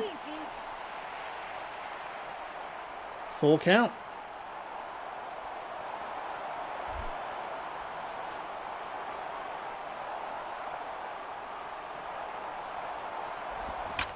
That one is hit, but well foul. Someone's chasing over there like they're going to get it, and not even close. Ball was up there for a while. So count remains full. Fouled away. Stays alive.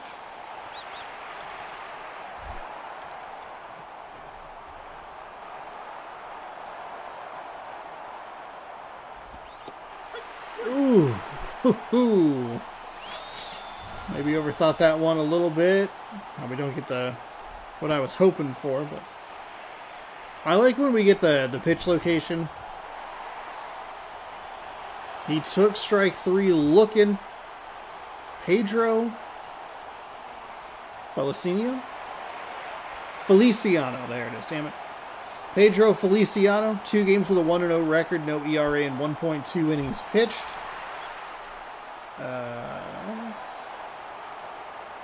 What did I not say? No saves, no walks, 3 strikeouts.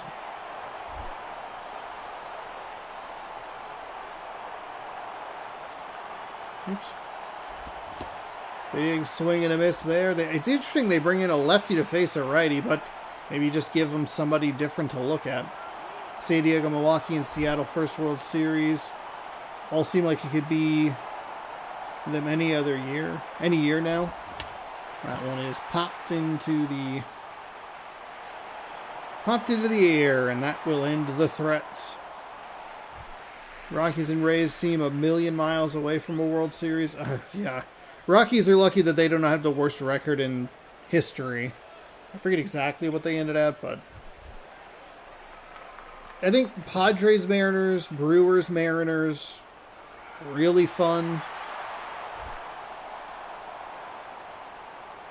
I mean, I know Mike Schilt retired, so I'm curious to see what San Diego does next year. That was low. I only have 4% battery. I cannot possibly call my mother back with 4% battery. Not that I'm going to do that live on stream, but just as like a thought. That one. Off the end of the bat to the third baseman. He fires across the diamond for out. Number 1. Go Ravens up 28-6. It's good news. What's that looking for? We want MLB. Standings. American League. No, National League. 43-119. They finished 50 games out of first place. Everything that I just said is gross. There might not be any saving the Colorado Rockies, everybody. They might just be They might just be doomed to fail. Ow! God.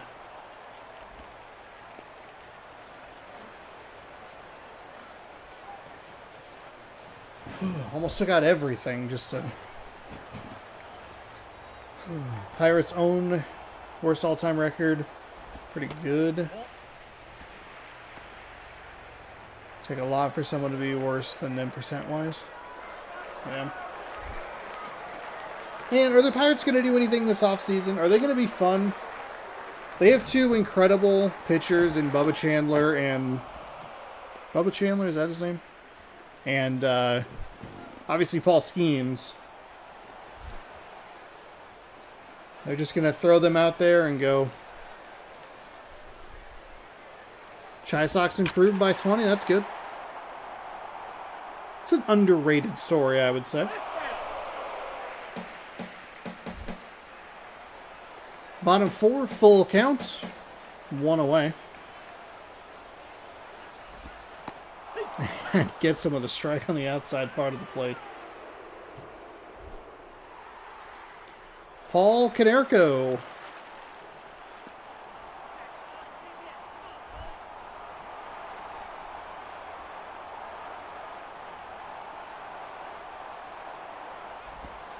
That one's outside.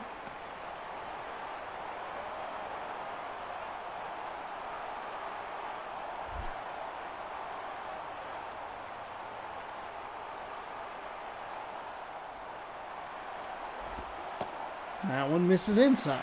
2-0.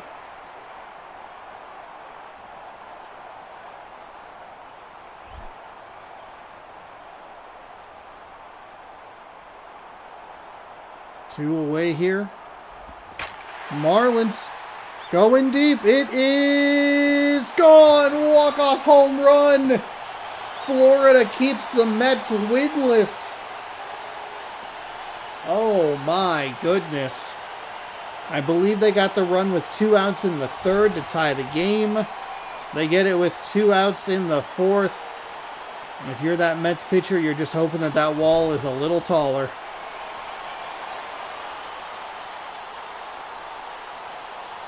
I do like these animations, these like reactive throwing the glove into the wall animations. So there's your final. Florida 2, New York 1. Paul Konerko, your player of the game, 200 average, 1 home run. On a 1-for-2 day. Pedro Feliciano gets the win. He improves to 2-0. Scott Feldman gets the loss, 0-1. Konerko with his first home run of the season. Last full year of Skeens on the Pirates. He will be traded halfway through 2027. So Bob Nunny can avoid arbitration in 2029 to get the maximum value for him. Wow, what a sad... That's... God. That is just so unfortunate. Alright. 2 games in. Boy, oh boy. We are taking a while here. Let's catch up on some scores. Rays beat the Blue Jays 4-3. Cleveland takes out the White Sox. Speaking of the White Sox, 1-0. Tigers over the Twins 4-1. We have the Braves over the Padres 2-1. And then we just watched the Marlins take out the Mets. And then what was our next game? Trade away anyone good from that trade too. Oh, good. What a grand plan. Isn't that so much more fun? Speaking of the Pittsburgh Pirates, they are our next game, taking on the Brewers.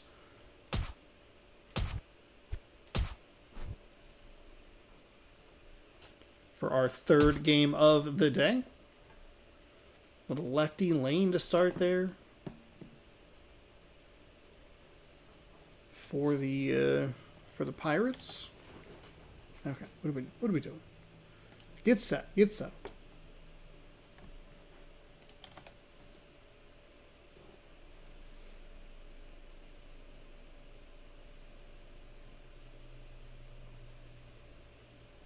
As long as Bob Nutting is the owner. What an unfortunate last name. They will never be good. Man, that's depressing. Hey, would you like one of the top prospects who's going to turn out to be really good? One of 3 MLB The Show cover athletes. Just like an out-and-out dude. Oh, absolutely. What would you like to do with him? Nothing.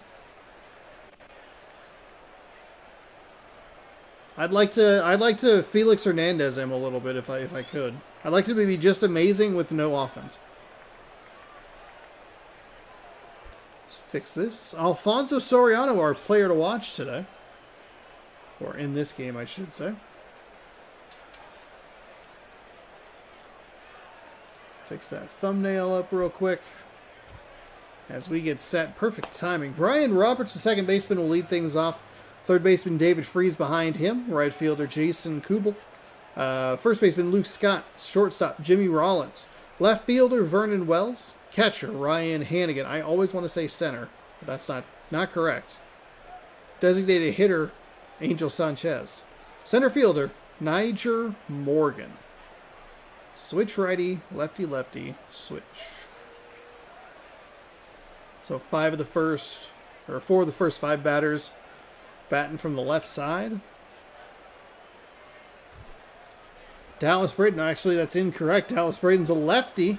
He had the perfect game on Mother's Day. That's a pretty cool story. Making his season debut. Crispy Young, Crispy Nimble. No, wait. So Jack be nimble, Jack be quick. Crispy Young, Crispy quick. Crispy jumping over the candlestick.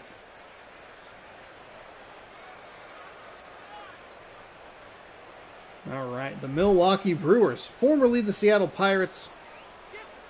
Gonna lead that off with a foul ball.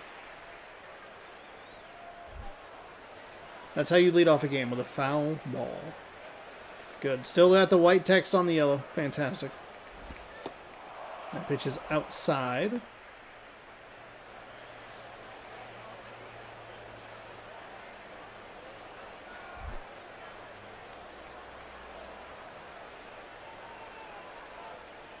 Take your bets. Does this game go to extras or no? We're 2 for 2 on extra inning games today.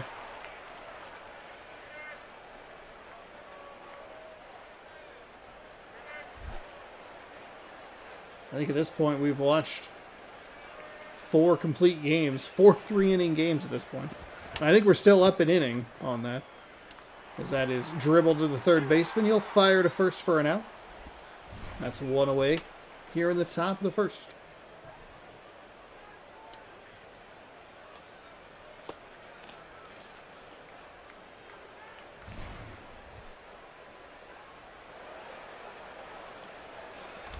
I forget that this is an NL Central matchup. When I think of like the matchups in the Central, it's like Cubs Cardinals, Cubs Brewers. I don't think of the Pirates or the Reds. Sorry, Pirates and Reds. One's outside. I mean, you think of them more because you have Pirates have Paul Skeens, the Reds have Ellie De La Cruz. Reds made the playoffs and then got swept by the Los Angeles Dodgers.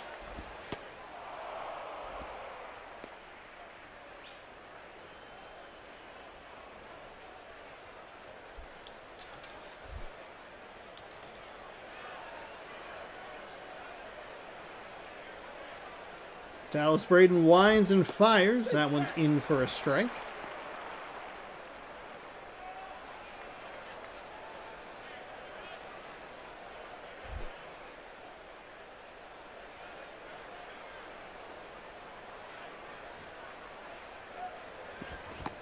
Ooh, big swing and a miss on that one. 2-2.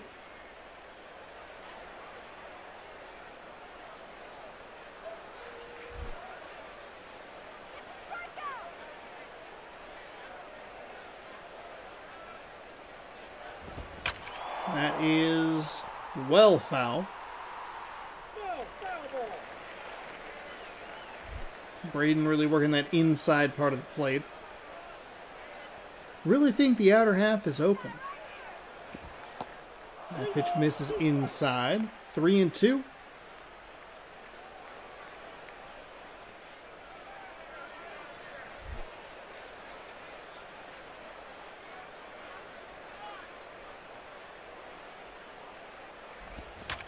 That'll be hit over to first base. That's a bit of a funky animation. He went from like crouched and ready to get the ball to stood up straight immediately, like very quickly.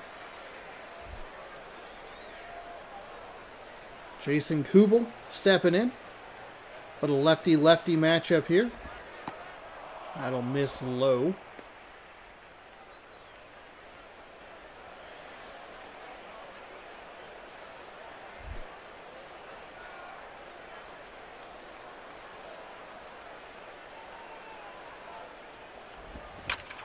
That is hit out to right. Good read on the ball. Moves over just a little bit and makes the catch. So, 3 up, 3 down for the Brewers. We'll get a look at this Pittsburgh Pirates lineup. That starts off with right fielder Nick Markakis. First baseman Nick Johnson. Second baseman Robinson Cano. Third baseman Jose Bautista. DH Seth Smith.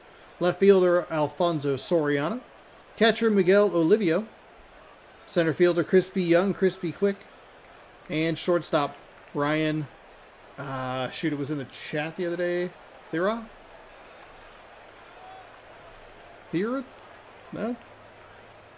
Thero? Maybe?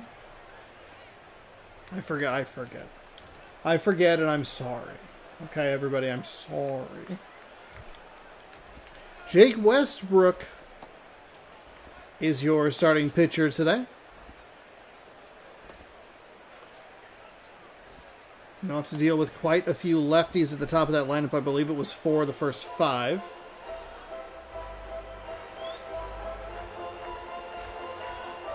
David Freese over at third. Nick Markakis, 1 stolen base and a 250 average. Leading things off here for the Pirates.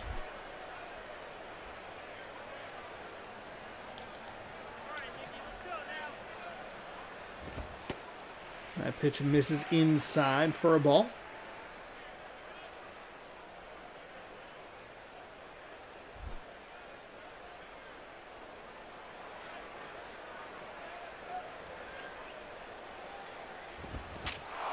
Ooh, jammed him and popped to the third baseman.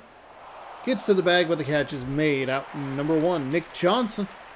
He has an RBI this season on just a 167 average.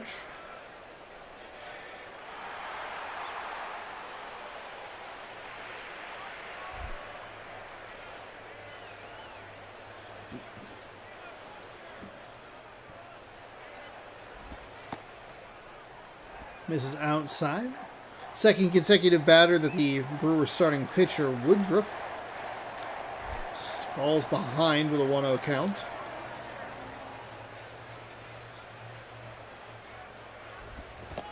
Big swing and a miss. Pitch inside the zone.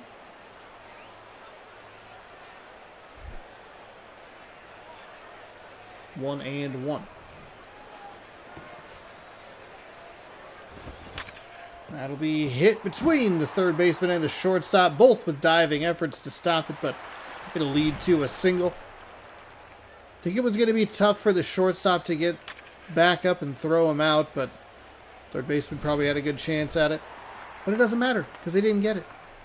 Robinson Cano with a pretty incredible 667 average.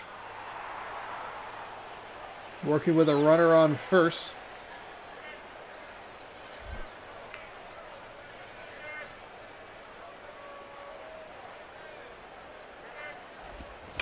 That'll be hit past the diving second baseman. Do they go first to third? They do. Right fielder pops up, fires over, and it is out. Great throw. Gets an aggressive base runner. Jose Bautista stepping in.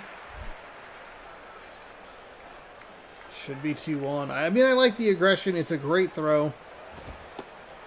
Bautista takes a ball high inside.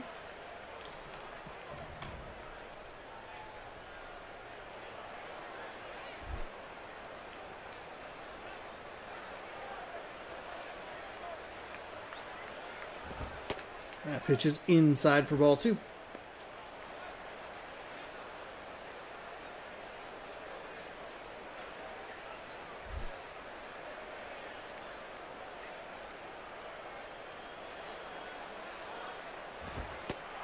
Ooh, just gets that inside part of the plate. Bautista more than willing to take that pitch. Still ahead in the count at 2-1. That one right at the bottom of the zone. Gets the called strike. 2-2.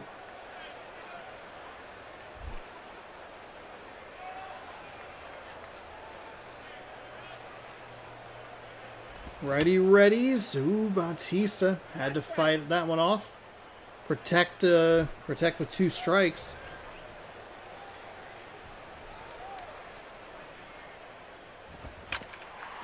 And he gets past the diving third baseman. Are they going to send him to third this time? No.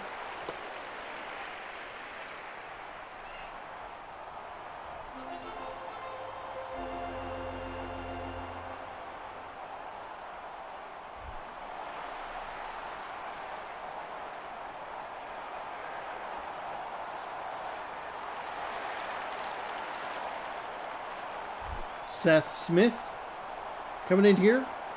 Man, would that have scored a run? That pitch misses.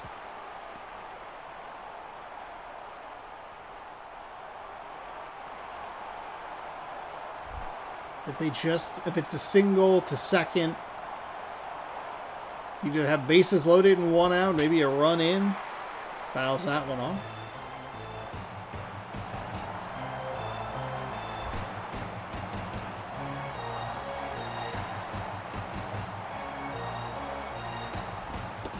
Big swing and a miss. Really like the audio mix in this game. Big loud organs, big loud crowd noise, especially in these exciting moments.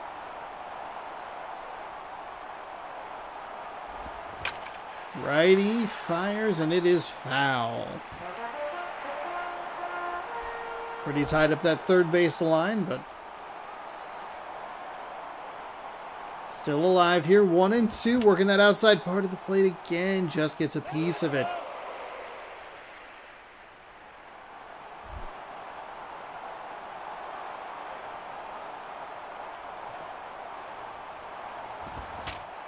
That one has a chance to be caught over by the railing, and that's a bad way to go out for the Pittsburgh Pirates. They pile up 3 hits.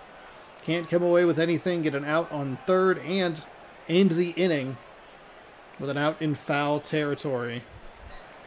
No score as we go to the top of the second. Luke Scott adjusts what he needs to adjust and steps in with a 0 average.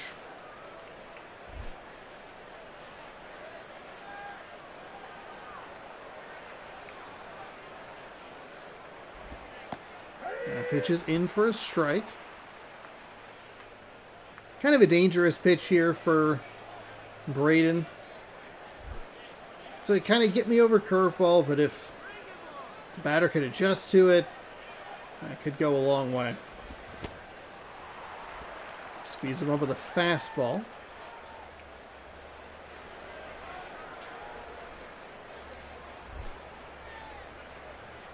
Oh and 2.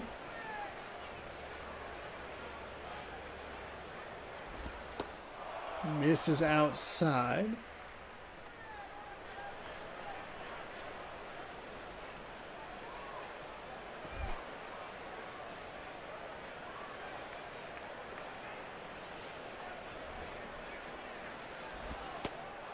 Braden, the lefty, misses low. Letting him get back into the count without really having to think about it. 2-2.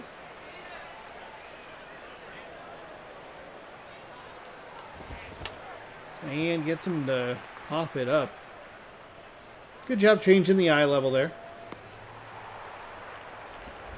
Worked outside, lower part of the zone. Went low again. Kind of simultaneously, like, good sequence and also maybe a little too cute at the same time.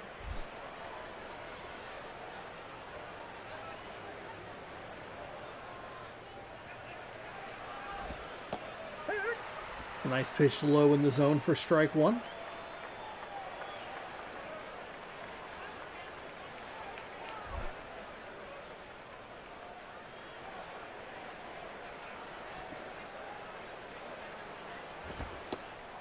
And that pitch is outside for a ball.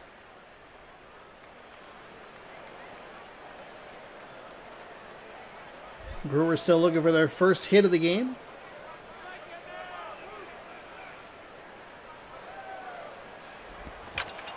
And there it is, right on cue. Commentators, it's the opposite of a curse. Spell. Commentator spell? That positive? The Etsy Witch cast a spell that made the Mariners win, so... yeah, curse first spell. Spell positive, curse bad.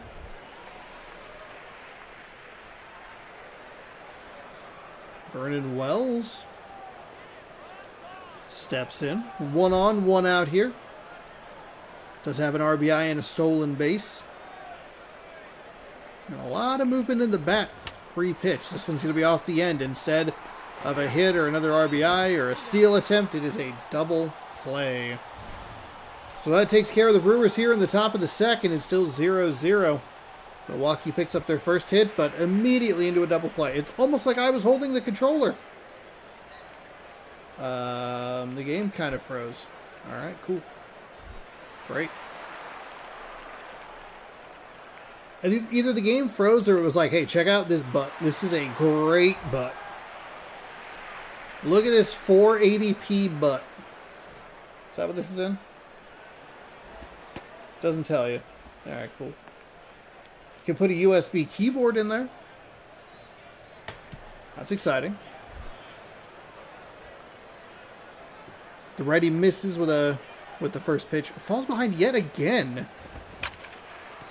And that'll be into left field for a single. Another diving effort by the third baseman, but that time the shortstop said, I'm good. I don't want any part of this.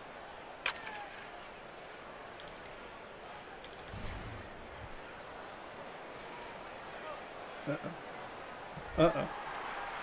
I was going to get water at the halftime break, but I forgot.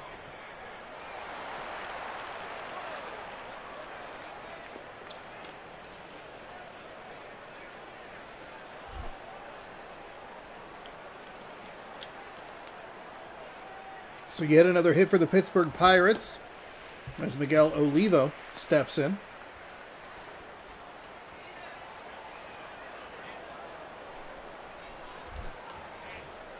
Falls behind yet again. It's 4 out of 5 that I've noticed, but I don't know if he got I don't know if he got a strike to the...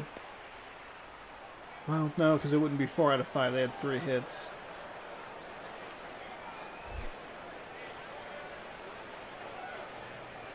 Man, he is just falling behind everybody. Ooh, the Pirates return the favor to the Brewers with a double play of their own. Brutal. Crispy Young, Crispy Quick. I don't know why they highlighted his 0 as 10th in the National League.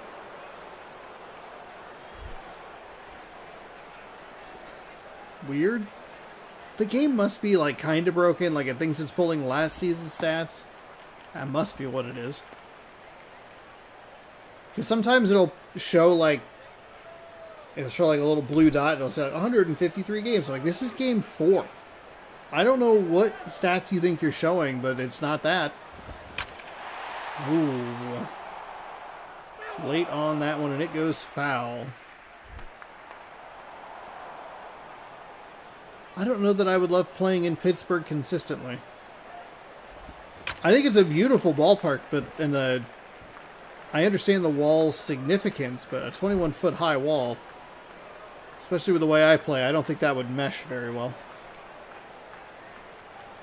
Righty fires. This one's going to be cracked out to center. Fielder chasing, and it is an out. Couple of steps away from the wall. Pittsburgh picks up another hit, but hits into a double play and a fly out. We're still knotted at 0. Did you put your guesses in? Are we going to extras again? We're 2 for 2. We can make it 3 for 3.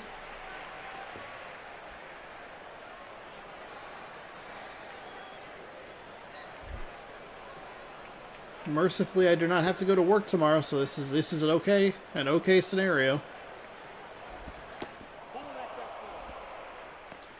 If there's a night where I have to go to work the next day, I gotta have a hard stop at, like, look, I can't start anything after, like, 8:45.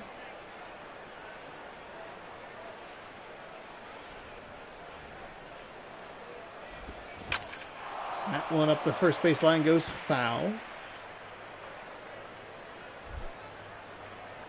Braden would have fallen behind this pitcher, or this batter as well, so...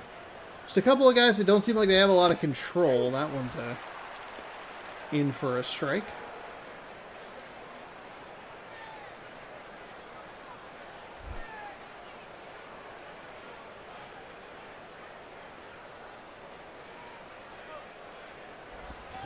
That one is hit up the left side.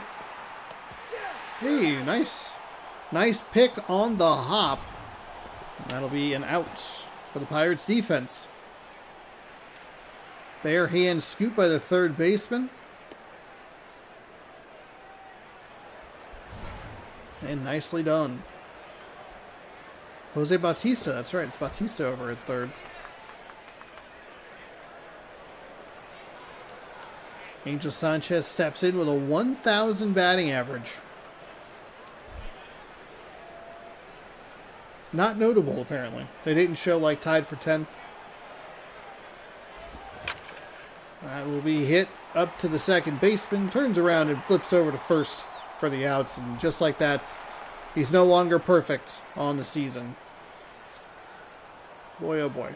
So the Brewers have one hit, which means that this is Nyjer Morgan's second at bat, correct? And he has a 0. Just like a flat 0 average. It's bad. It's bad, everybody.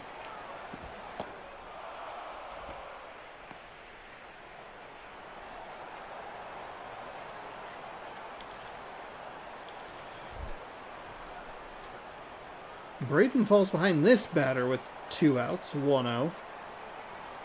Weird.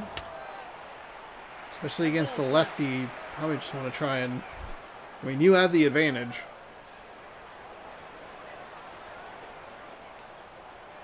Righties see righties a lot more than lefties see lefties. There's a bunt down. Braden's going to field it himself and fires, or tosses. Underhand toss to first. That'll do it. We're heading bottom 3, knotted at 0. 4 hits for Pittsburgh, 1 hit for Milwaukee.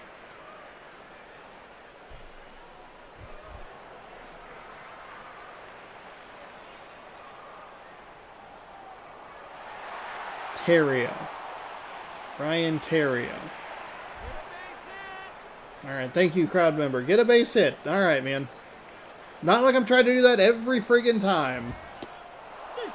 Terrio takes a look at the rare first pitch strike from this Brewers pitcher.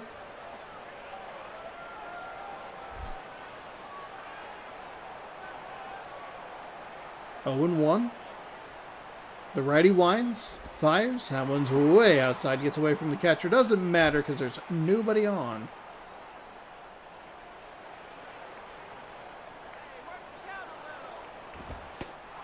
That one's in for a strike at the letters.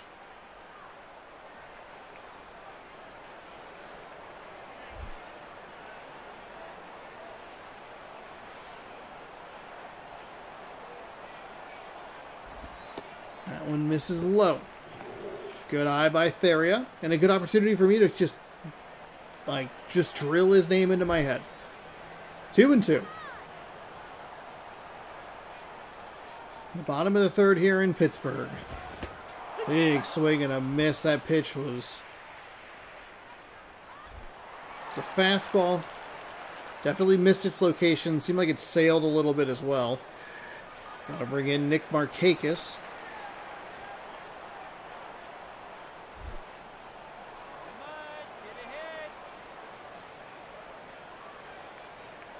Same guy with a chant going, well, if it didn't work to tell him to get a single, let's just say get a hit.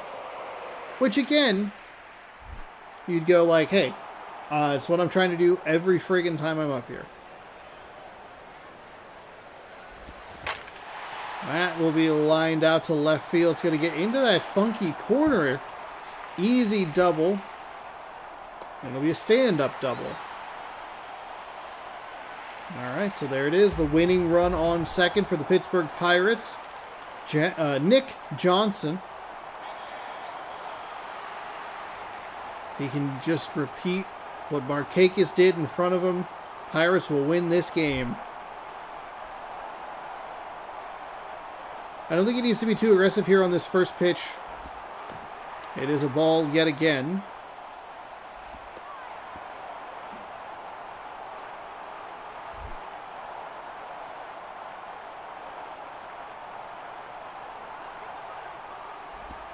That pitch is in for a strike.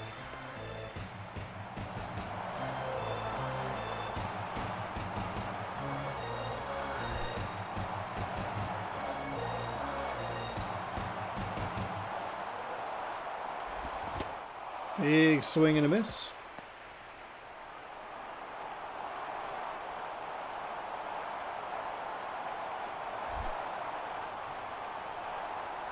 Oh, oh God. He's blinking. They're blinking. Oh, God. The game's falling apart. I like how big the P gets when it goes into that, like, weird, like, non-textured. Ooh, fouled it away. That was probably going to be another ball. It does stay alive. 2-2. I guess it doesn't really. Well, you know what? I'll be honest. I was making sure that I hadn't missed any additional calls from my mom. So it's like, well, I didn't know what the count was before. So 2-2, 1 out, runner on second. That pitch misses low to fill the count.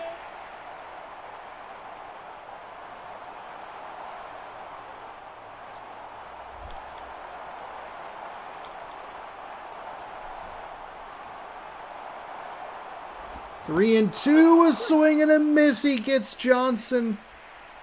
Oh, Johnson goes over the top. Not out of it yet. Robinson Cano has a .714 average on the season. This is the guy you want in this spot. Of course, because I say that, he's going to pop out into foul territory.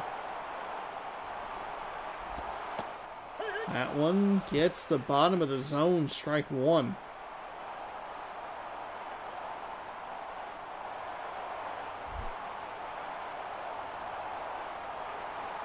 You really do like Cano taking that pitch, considering how often this pitcher has fallen behind.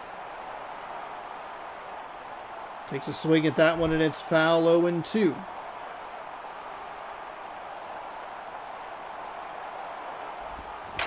That one is crushed out to center. Center fielder is chasing. It is gone. Walk-off home run. Robinson Cano, a two-run shot with 2 strikes and 2 outs. Oh my goodness. We're not going to extras. For the first time today, we're not going to extra innings.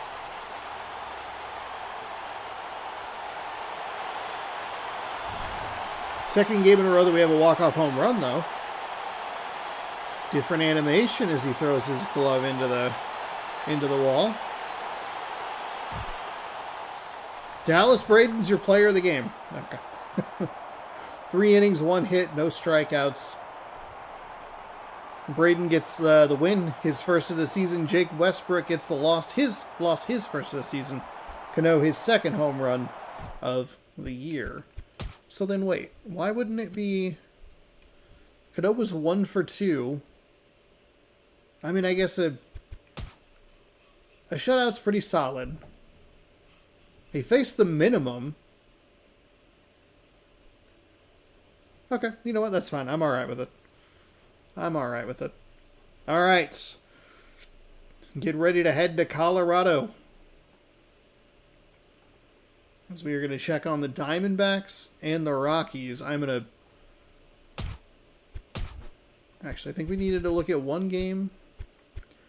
Phillies, they take out the Nationals, improve to 5-1 with a 2-0 victory. And then we have going to Colorado.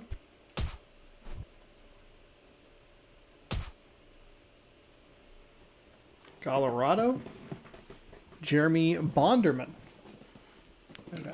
I'm gonna probably miss my opportunity for a thumbnail here. Ooh, I can do it.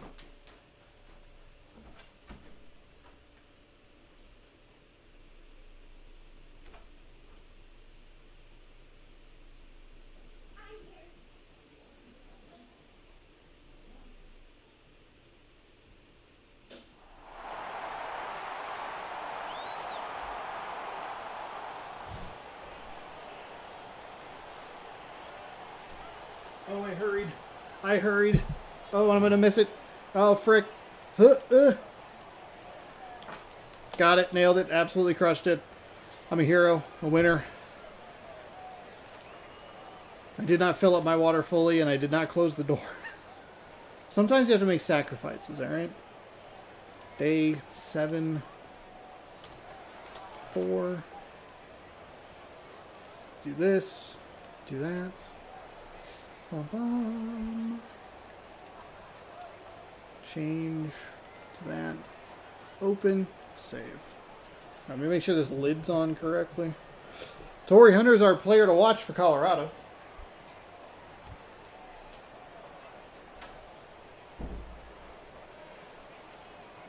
Starting with right fielder David DeJesus. Curtis Granderson, the center fielder. Joey Votto over at first. Left fielder Alex Gordon. Catcher Matt Winters. DH Brian Pena. Second baseman Freddie Sanchez. Third baseman Jamie Carroll. Shortstop Cesar Istris.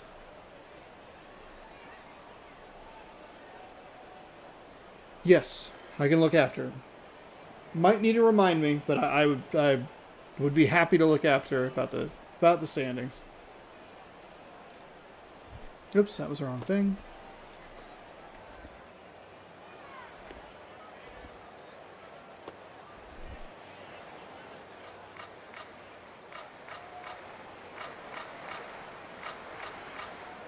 Boy, those stats are quick. If you are not on top of it, you have to like look at it. Thankfully, the thing's a little bit behind, so we can look at it because it's Gratterall. Colorado, 1-0, no ERA, 3 innings, 3 hits, 1 walk in the 1 game.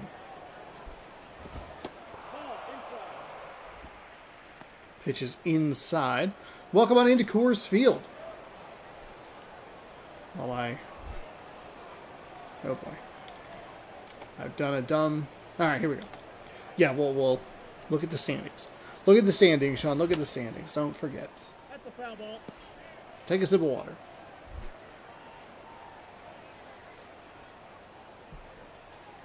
Really glad that I made sure I adjusted the lid before I forgot. Because as I was drinking, I was like, oof, the lid. There's your bunt.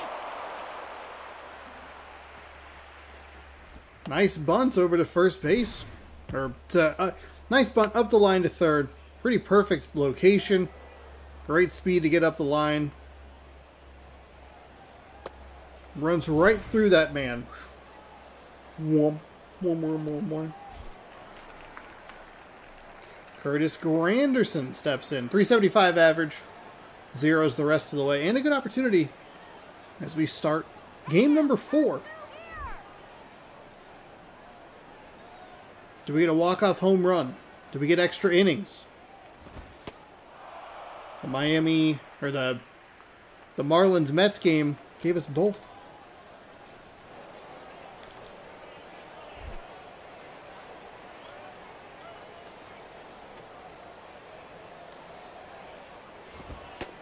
That's a pretty hittable pitch. Must have fooled him.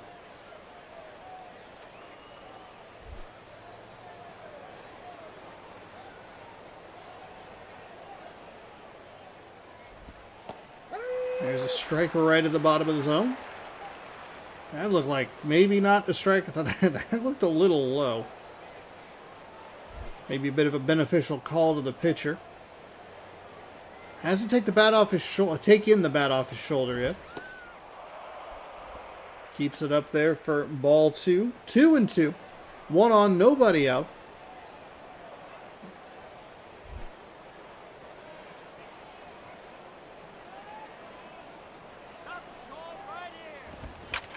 That is smashed out to right center field. It is carrying. It is an out.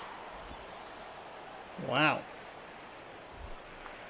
Thought he might get the Coors effect a little bit, but it's also interesting that they let it be called Coors Field.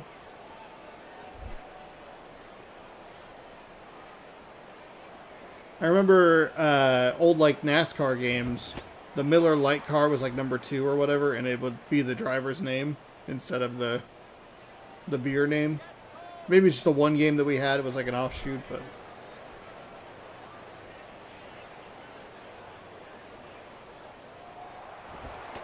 They are going for the steal, the throw.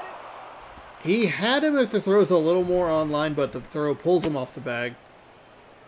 Didn't really have a chance there.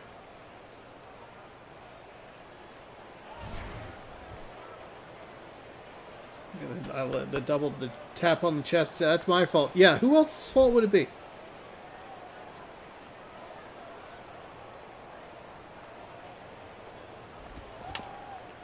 Fouls it away. Good aggression there to get themselves out of the double play.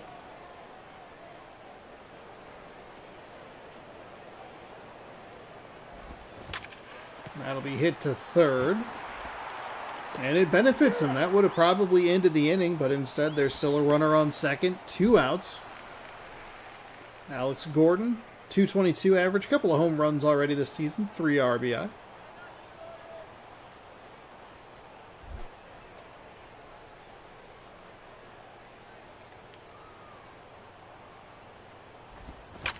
That one is smashed out to center field.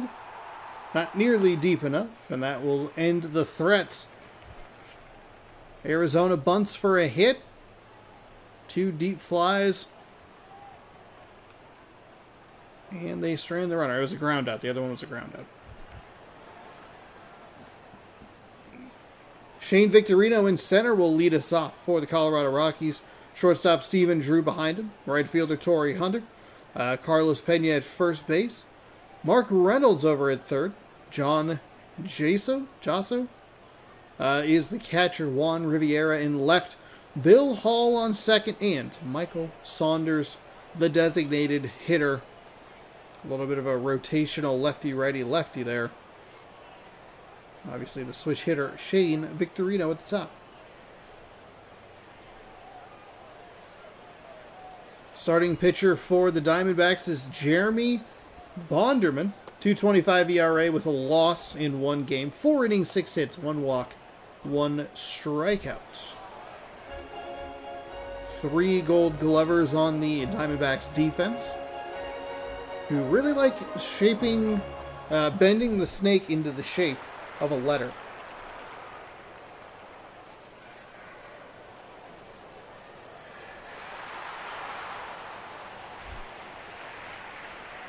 The Arizona Diamondbacks have some of my favorite City Connects.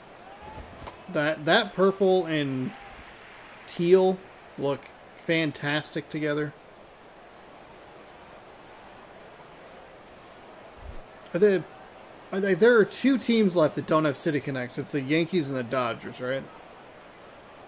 And I think they're getting them. And people will hate them.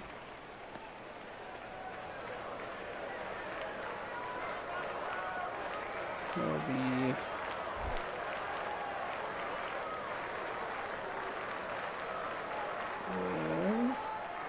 City. That is hit over to the second baseman. He'll scoop it and fire over to first base.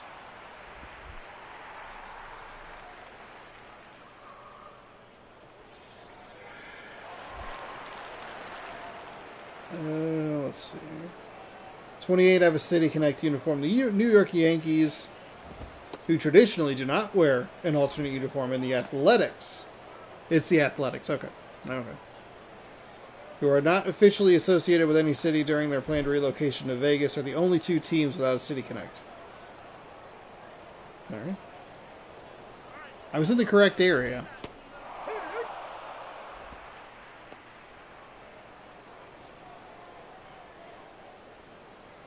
I guess I could have looked. I hope I didn't lose that. Close out that tab. Does it have anything? Does it say anything? San Diego Padres. They will be retiring their pink and mint. I don't know why you would do that. Yes, hi, hello. We have the best and we would like to get rid of it. So it doesn't look like either of those teams will be getting them soon, which I guess for the Athletics makes sense. But for the Yankees, I guess also kind of makes sense. I don't know.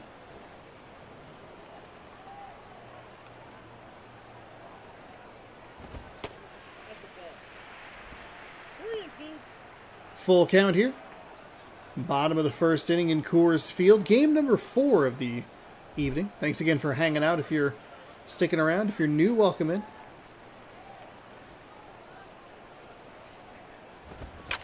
That is hit high and deep to right, but well short. Boy, we are not getting the Coors effect today, it seems.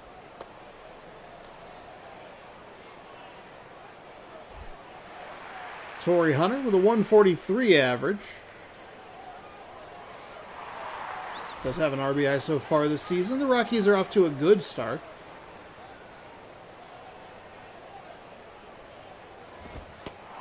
That's a strike in at just barely the bottom of the zone.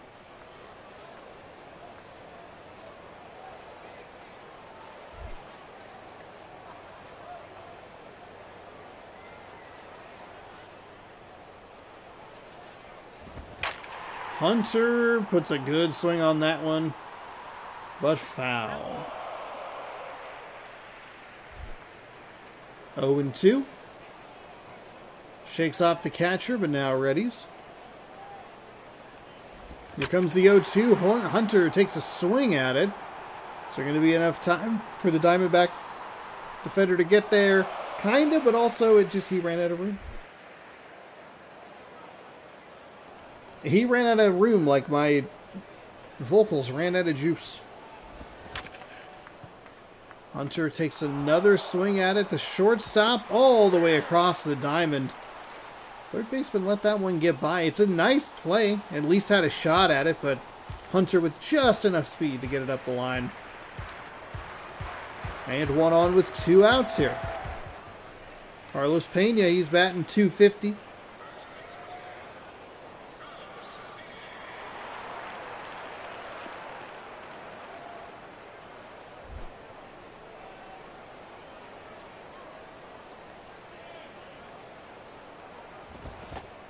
Big swing and a miss, looking to be the hero in the bottom of the first, but can't connect.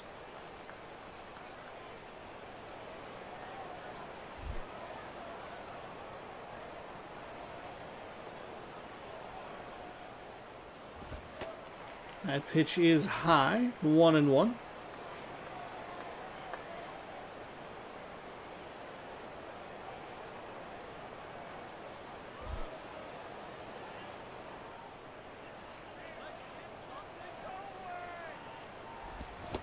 Ooh, big swing and a miss. Like he was kind of under that first pitch, over the top of that third pitch. Just can't quite get it lined up. That is hit out to left field. It is going to drop in front of the wall. Torrey Hunter's going to round third as the throw comes in. Cut off by the third baseman, and it is safe at the plate. 2 outs, 2 strikes, and the Rockies are able to pull off a hit. And where I was going with that, kind of lost the flow. All the way to the wall. He kind of spun the wrong way.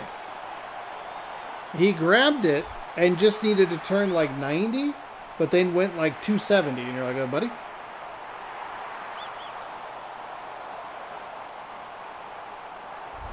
So the Rockies strike first. Nice piece of hitting. And good aggression by Torrey Hunter as he was rounding the bases.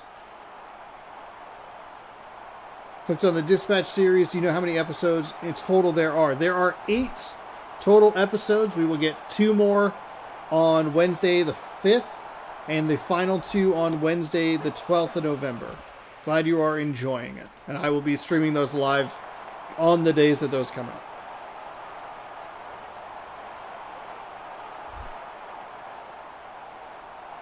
Oh and 2. Ooh, nice pitch. Got him to swing over. But the damage is done. They the Colorado Rockies pick up 2 hits, including an RBI double to lead 1-0 after 1. Matt Winters. Wieters. There's no N there, so it's couldn't possibly be Winters. Sean Spell Winters, W-I-E. That pitch sails high on him.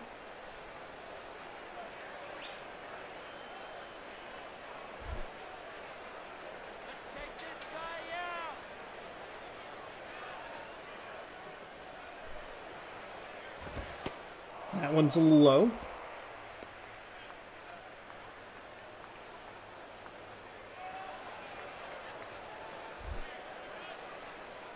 So 2-0. This is not what you're looking for from your pitcher after scoring a run. There's a nice strike. That's what you want to see. Don't let it get to 3-0 before you throw that strike.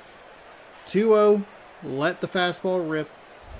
Even if a hitter's counting on it, you still have to assume that they are going to be able to, they have to get to it.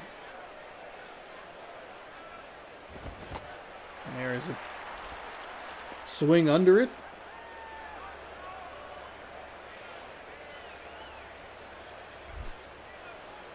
Two and two.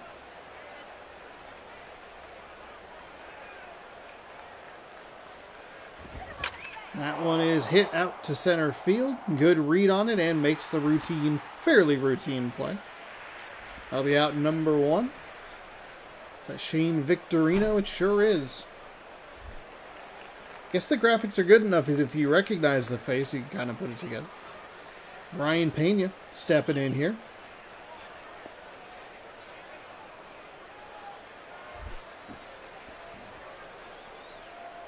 One away here, top two. Arizona down one. That one is hit. Second baseman dives for it, but can't get it. So it'll be a single into center field.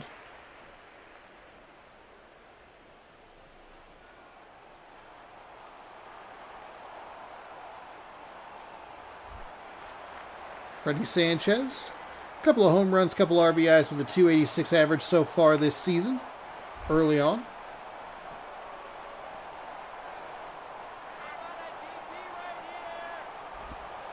That pitch low in the dirt, nicely blocked by the catcher.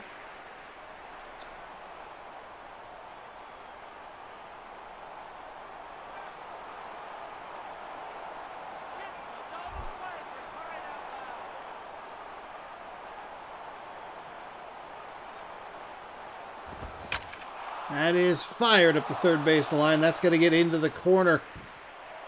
It's going to be a runner rounding third. He should be able to get there. Third baseman fires. Throw is late and a little offline. So, 2 consecutive hits for the Diamondbacks. A single and a RBI double. Tie things up at 1. In the top of the second. Oops. What are we looking for here? There we go. That'll be hit into right field. This might be an RBI single. It is going to be up the line. That'll be safe at the plate. RBI single. Diamondbacks take the lead. Nice bounce back inning. We saw this from the Orioles earlier in the game, or earlier in the day, where they fell behind and were able to respond in the bottom half of the inning. Or the following half, I should say.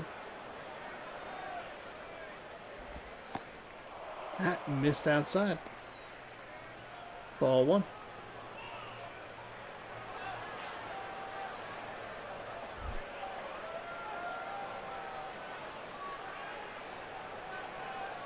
Here comes the 1-0 pitch. That misses as well. 2-0. Got to find the zone here if you're the Colorado Rockies.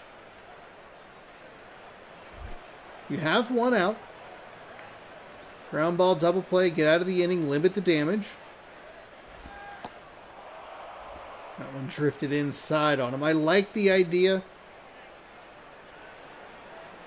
It's maybe a touch cute. But if you execute it, I think you look at it and you go, wow, what a really nice pitch. 3-0 and walked him on 4 straight pitches. David DeJesus will step in. He's averaging 600. That's not good.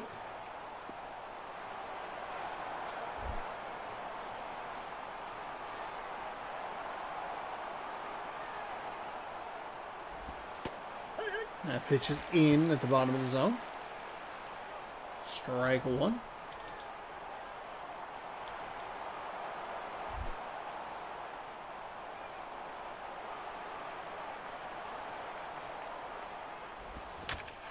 That one is foul.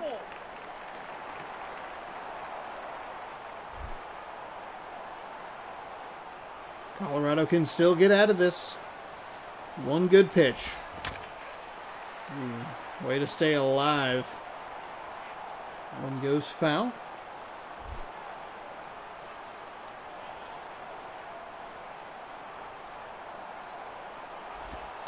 That pitch is inside for ball 1.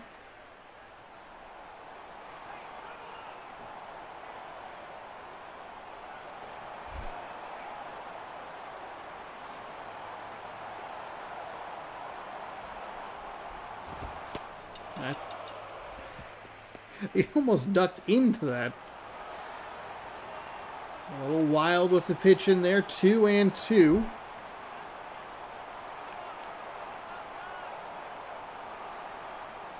One good pitch. That one misses. That's not a good pitch. Had him 0-2. Now it's 3-2. Getting into some real hot water here.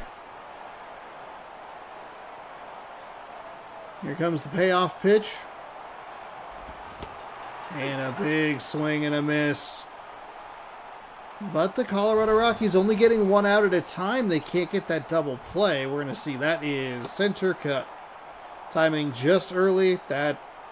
Boy, that's got to be a bummer for the Diamondbacks hitter.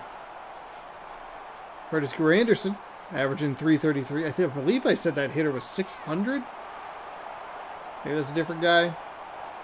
Either way, that's a very hittable pitch. Colorado a little lucky. Sometimes you need that.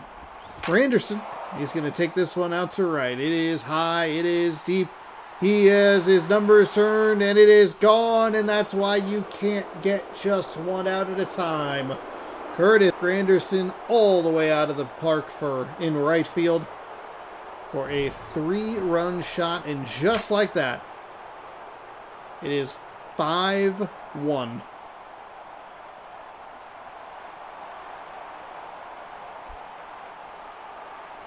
Wow.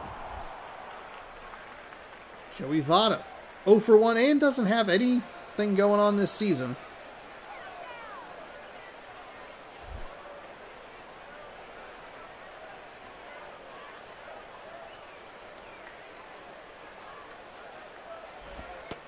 That pitch misses high.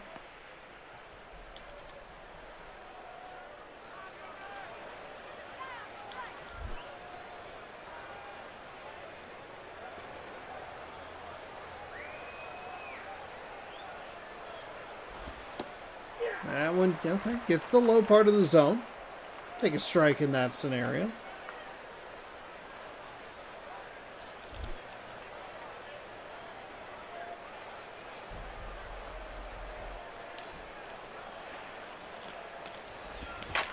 Oh my goodness, no doubter. Solo shot. Back-to-back jacks to right field. Diamondbacks 6, Rockies 1.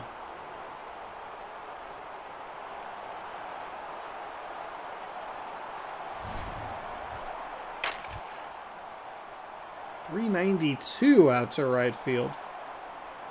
This pitcher just cannot get out of the inning. Oof, off the upper deck. Alex Gordon. Was that his first hit of the season? Was that the guy that was literally... He had nothing on it. That Joey Votto had no average.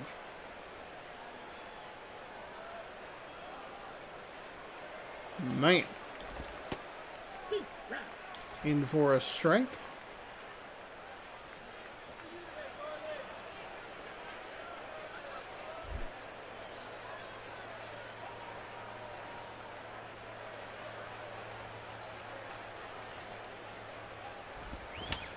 That one dribbled up. He doesn't get the ball.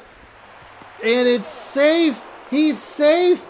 The pitcher let the ball go right by him. You got to help yourself, man. Oh, my goodness.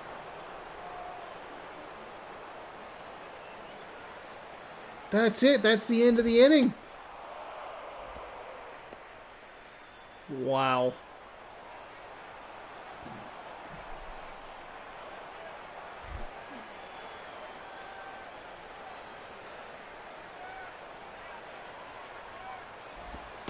That pitch is high.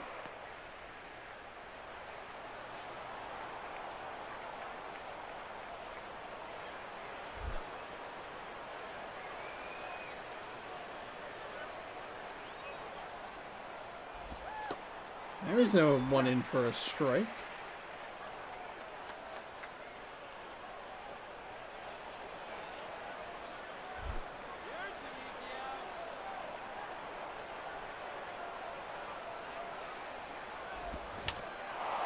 That one's over to first base, and they finally get out of the inning, but not before the Arizona Diamondbacks score 6 runs. 2 home runs, a 3-run blast, and a solo shot. This one kind of quickly got out of hand. 6-1. Now, John Jaso, he's got a high average, 600. I wouldn't count the Colorado Rockies out of it necessarily, but that's a tough inning to overcome. Foul ball. Tough inning to overcome when you only have 6 outs left. I mean, this is how the Toronto Blue Jays might win the World Series. Okay, missed the first one, but gets a hold of the second one. That's into the corner and left. He'll be getting a double. Fires it into the cutoff man. And a good start for the Colorado Rockies. And importantly, they keep themselves out of the potential for a double play, which is kind of a plague sometimes.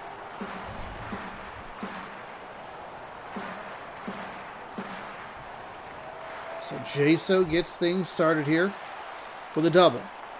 Juan Rivera.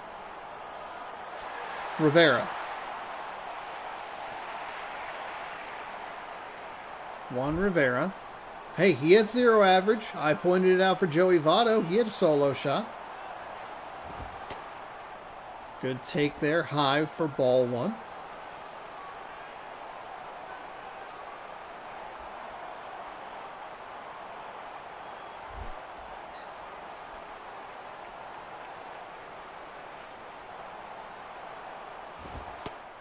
That's in for a strike.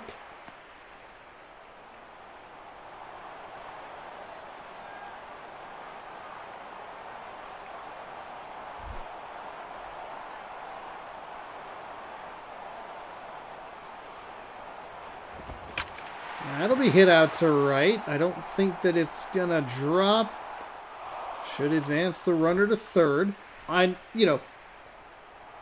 Colorado doesn't have to get everything back at once. They need probably to switch their pitcher. See if they can settle him down.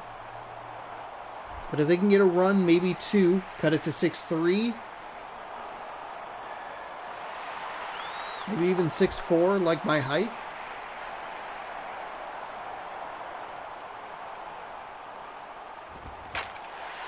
That'll drop. Okay, 6-2. There you go. There's a nice single, an RBI single. Michael Saunders. Hey, go Mariners.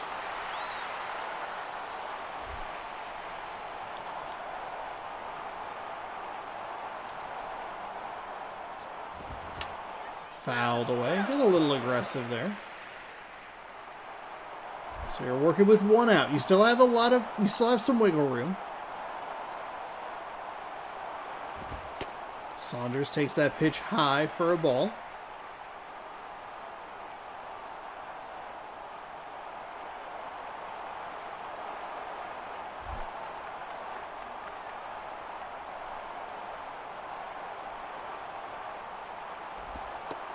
That's a good take. That one's low.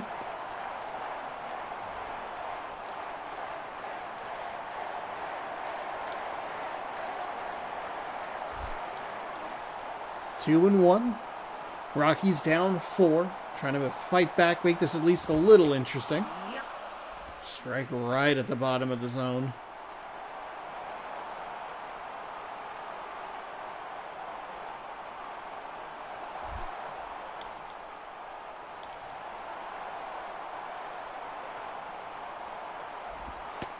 Oh, Saunders takes strike 3. We'll bring in Shane Victorino. It avoids the double play at least, but he threw that pitch in the same spot in back-to-back pitches. You gotta swing, gotta protect, do something.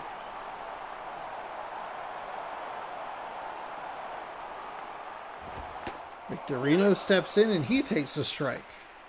So 3 straight strikes thrown by the Diamondbacks pitcher, all of them low in the zone.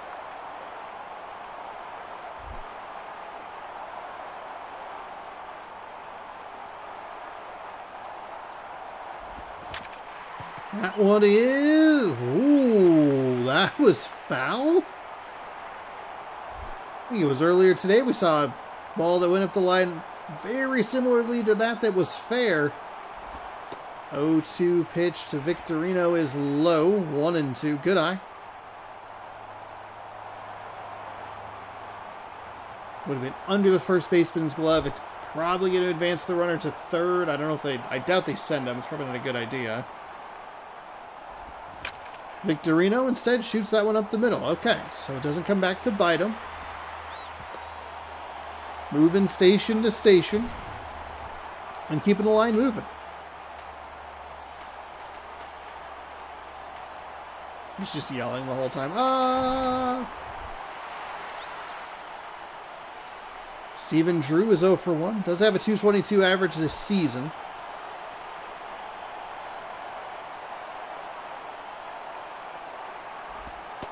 That pitch is inside. That super delayed jump back always looks so funny.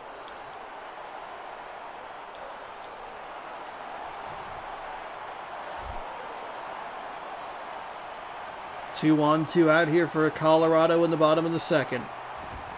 That one's foul. 1-1.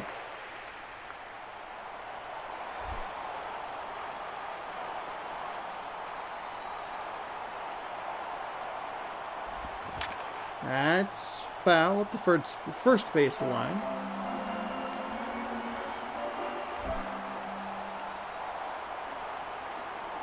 One and two. That is hit to the first baseman. He snags it and steps on the bag. That Saunders strikeout at the bottom of the zone, just looking, really felt like it crushed the momentum of that inning. Pena, Sanchez, and Carroll coming up to the plate. Need a good inning, pitching-wise, from the Rockies. You give up a 6 spot, fine. Whatever. Bound to happen. You're bound to have a bad inning. Can you bounce back? Oof. Not a good start.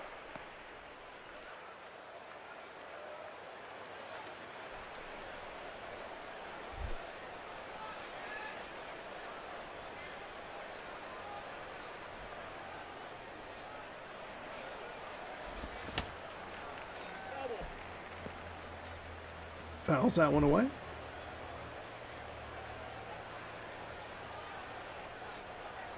One and one.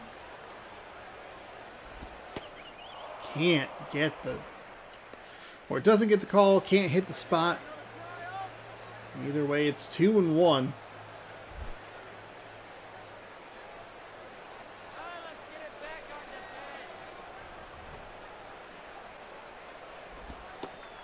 That one sails high on him, and now you get to that count where this computer, it gets really aggressive on a 3-1 count.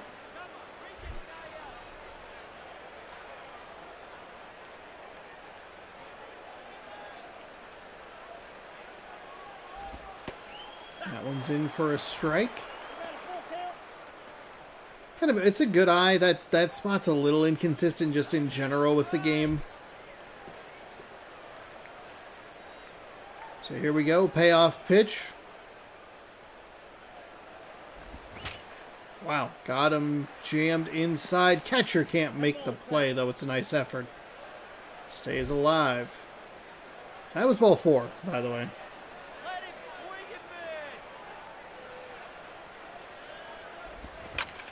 And able to drive it into center field for a single.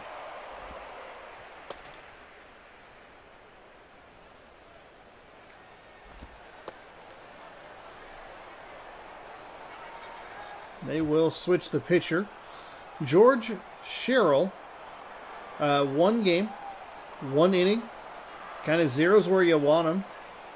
2 strikeouts. Freddie Sanchez will step in. 1 for 1 with a double, an RBI.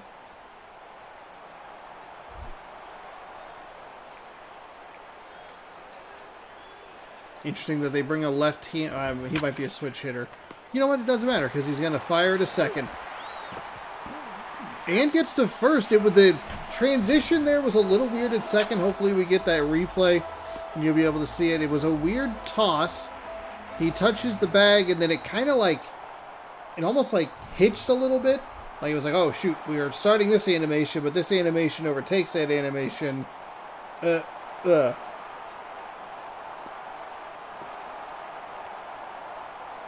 PS2 doesn't have the computing power for the smoothest double plays, apparently. That's a huge double play from the lefty. It's one pitch, 2 outs. That's what you need. Keep your team at least in it. Give them a chance to come back.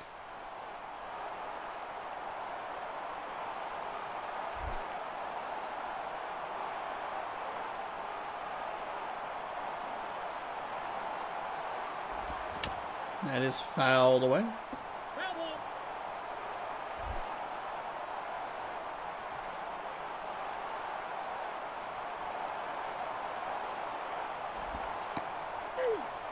That is a strike at the bottom of the zone.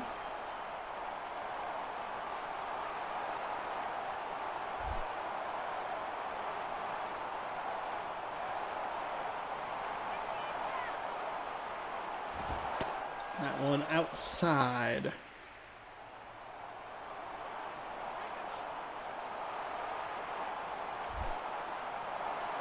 Two and two, 2 outs. One good pitch ends the inning and sends you to the bottom of the third, down 4. I'd qualify that as a good pitch because it results in an out.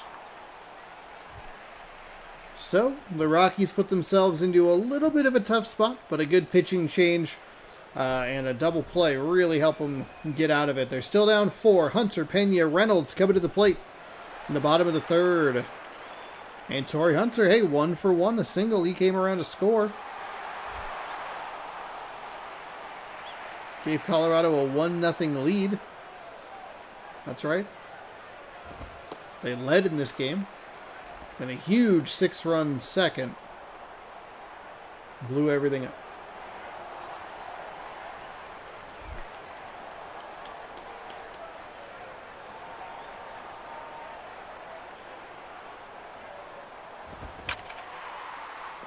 Can't keep that one fair. And the count is 1-1.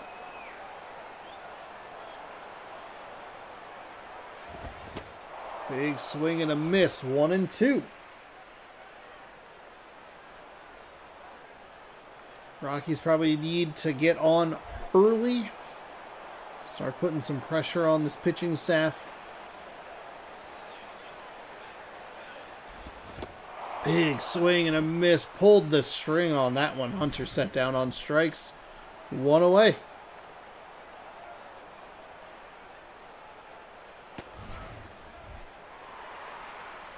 Carlos Pena. 1 for 1. He has a double. Knocked in Torrey Hunter back in the first inning. Now he's working with nobody on and 1 out.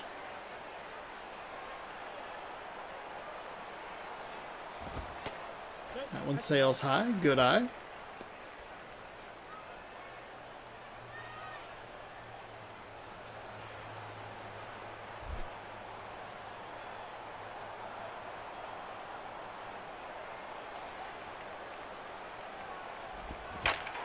That one is going to be skied into left center field. It will drop on the warning track, bounce off the wall, and it's his second double of the day.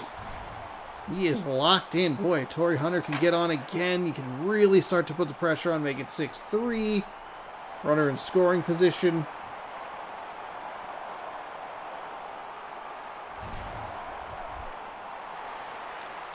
Mark Reynolds 0 for 1 with a strikeout. Does have a .429 batting average this season. Need him to step it up right here.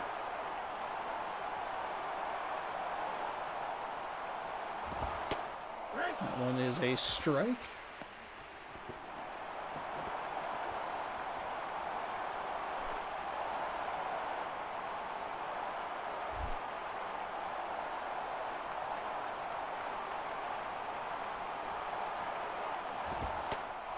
There is strike 2, working east-west, or I guess technically west-east.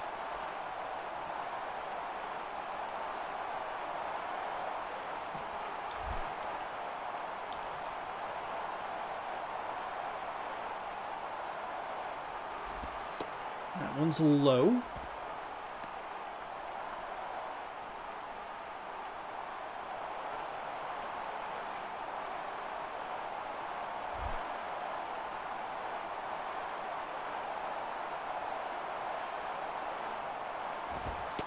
That one's inside. So a good eye, a couple of good takes.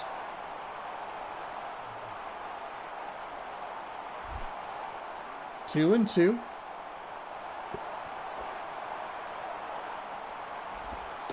That one misses inside. That was almost so bad it was good, but then catchers usually set up a little further to one side, and then when it misses, it stays in the zone. Full count. That's ball four. Okay. Wow. So 2 on. I'm a little surprised that was ball four, if I'm being totally honest with you. We saw those John Jaso. He has a 667 average. Big time for, not a great opportunity for him to come through, help the team out. Runners on first and second, one away. Good take. But I mean, we saw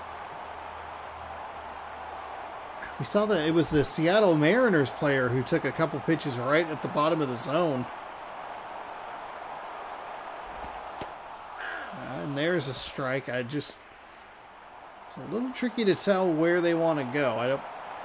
Obviously, graphically, the game doesn't look the best. It's a PlayStation 2 game. And not having the strike zone on the screen is a little bit to adjust to as well.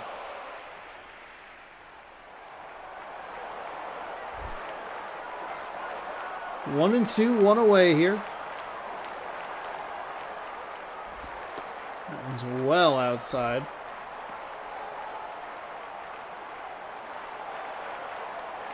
Evens up the count at 2.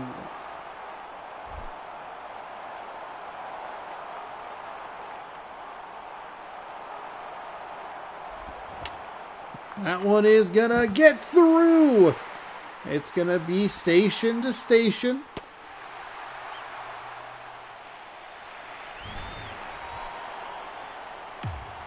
I don't think that was gonna end the inning. I don't think he was gonna be able to get down and back up and induce a double play.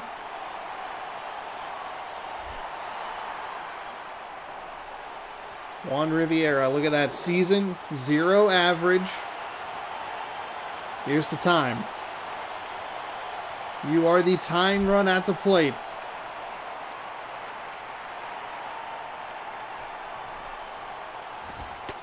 That is in for a strike.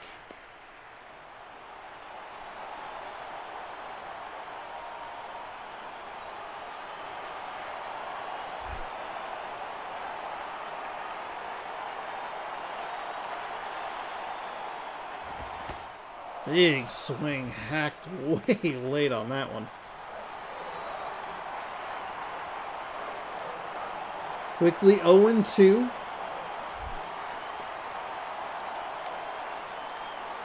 I believe it was Michael Saunders, the player I was thinking of, the Mariners player playing for Colorado. Got 2 pitches right at the bottom of the zone, both strikes. Or called strikes at least.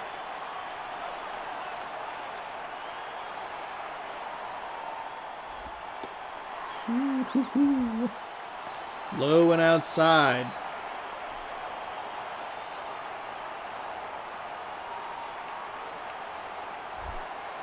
Two and two.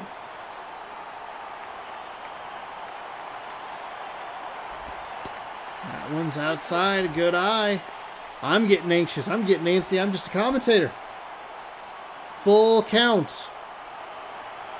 A walk here, walks in a run.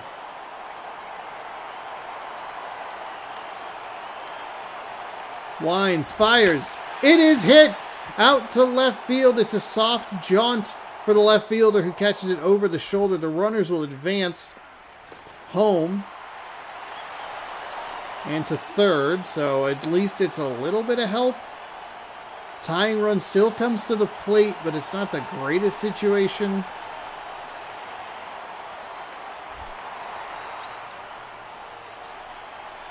Bill Hall, 1 for 1 with a single today. It is a productive out. It leaves you no room for error. And he's not going to be able to get it through the second baseman with a nice stop.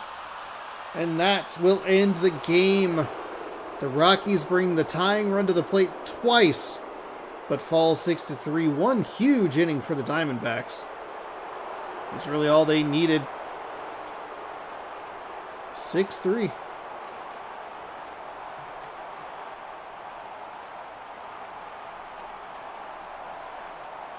As we watch them celebrate. Rockies still in good shape. We'll get a look at the standings here in just a second. We'll catch up on scores. We'll look at the standings. Curtis Granderson, your player of the game, 1 for 2 with a home run and knocked in 3. And that was part of that big 6-run inning. The Rockies were able to score 1 in each inning, but they just couldn't get that big hit to drive in more. Jeremy Bonderman gets the win. He improves to 1-1. Giovanni Gallardo drops to 1-1 with the loss. Votto and Granderson, their first home runs of the season. And that will do it for your day of action. But don't go anywhere. We're hanging out for just a minute while we catch up on some scores and some standings.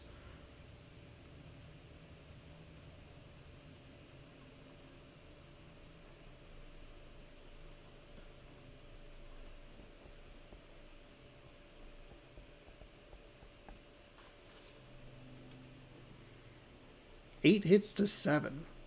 The Diamondbacks made their hits count. Okay, so we want to send to date, because this is the day that we've been working on. The 7th, yes. Okay, so we checked all these scores. Then Brewers Pirates, I believe, is game 3. Yes, okay.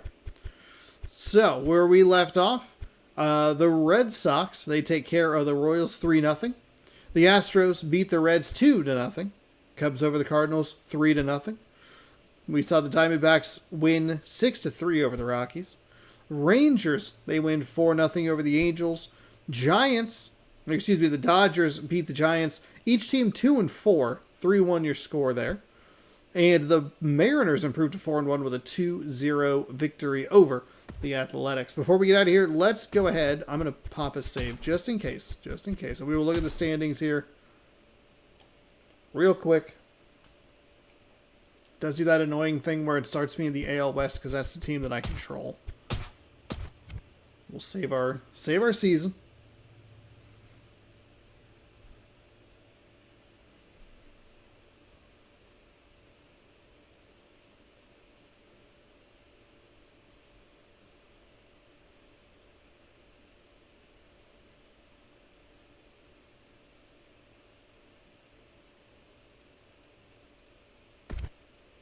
Save complete. All right, we are ready to roll. Let's go ahead and bop around the league. Let's check the standings here.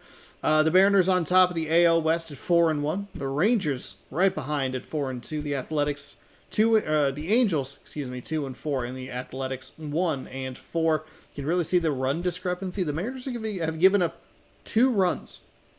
Weird. In the American League Central, the Twins are on top at 4-2. Tigers and Guardians tied at 3-3. Royals at 2-3, and the White Sox back at 2-4. In the American League East, the Red Sox, they are 3-2. The Yankees, Blue Jays, Rays all log jammed at.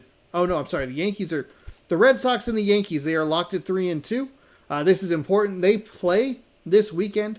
They have at least a 3-game set. I can double check it though. We will watch those games because I think that'll be fun. At least one of them. Blue Jays and Rays are tied at 3-3. Orioles 2-3, so 1 game separating first from last in the American League East. Here's your wild card. Rangers are in the wild card. Red Sox a half game back, as are the Yankees. Obviously, a lot of teams still in play. I mean, even the Athletics, who are 1-4, are 2.5 out. Flipping over to the National League, we'll start in the East. Phillies, they are 5-1. They have 17-4 run differential there. 17-4, so 13 plus 13 run differential. They're 5-1. Nationals are 4-3.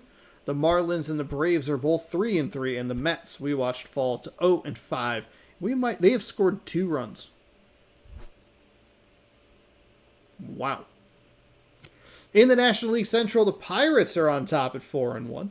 Cardinals are 3-2. The Astros and the Reds 3-3. The Cubs are 2-3, and the Brewers are 1-4. And in the National League West, the Padres really bolster. They have 25 runs. Weird. Rockies are atop with the Padres. They're both 4-2. The Diamondbacks are 3-3. The Giants are 2-4, and the Dodgers are 2-4. Only 2 games separate first from last place there. 3 in the Central, 4.5 in the East, with the Phillies off to a very hot start. 3-2, yeah. So who has scored? Cardinals had 22, and they had that really huge game, 20, 25. God, the Rays are 3-3, and they've been outscored 12-6. That's wild. That's a wild stat.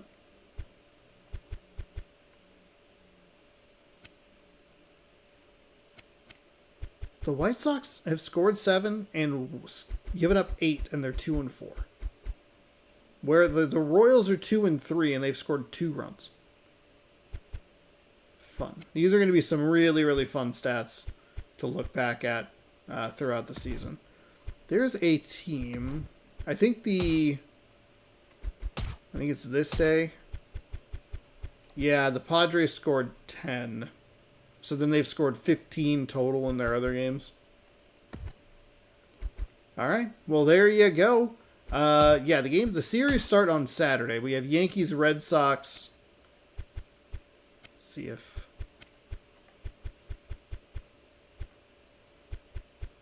Yankees, Red Sox. How many Yankees, Red Sox games are there? Just the 3? Okay. I guess I can, what I can do is I can look the Yankees.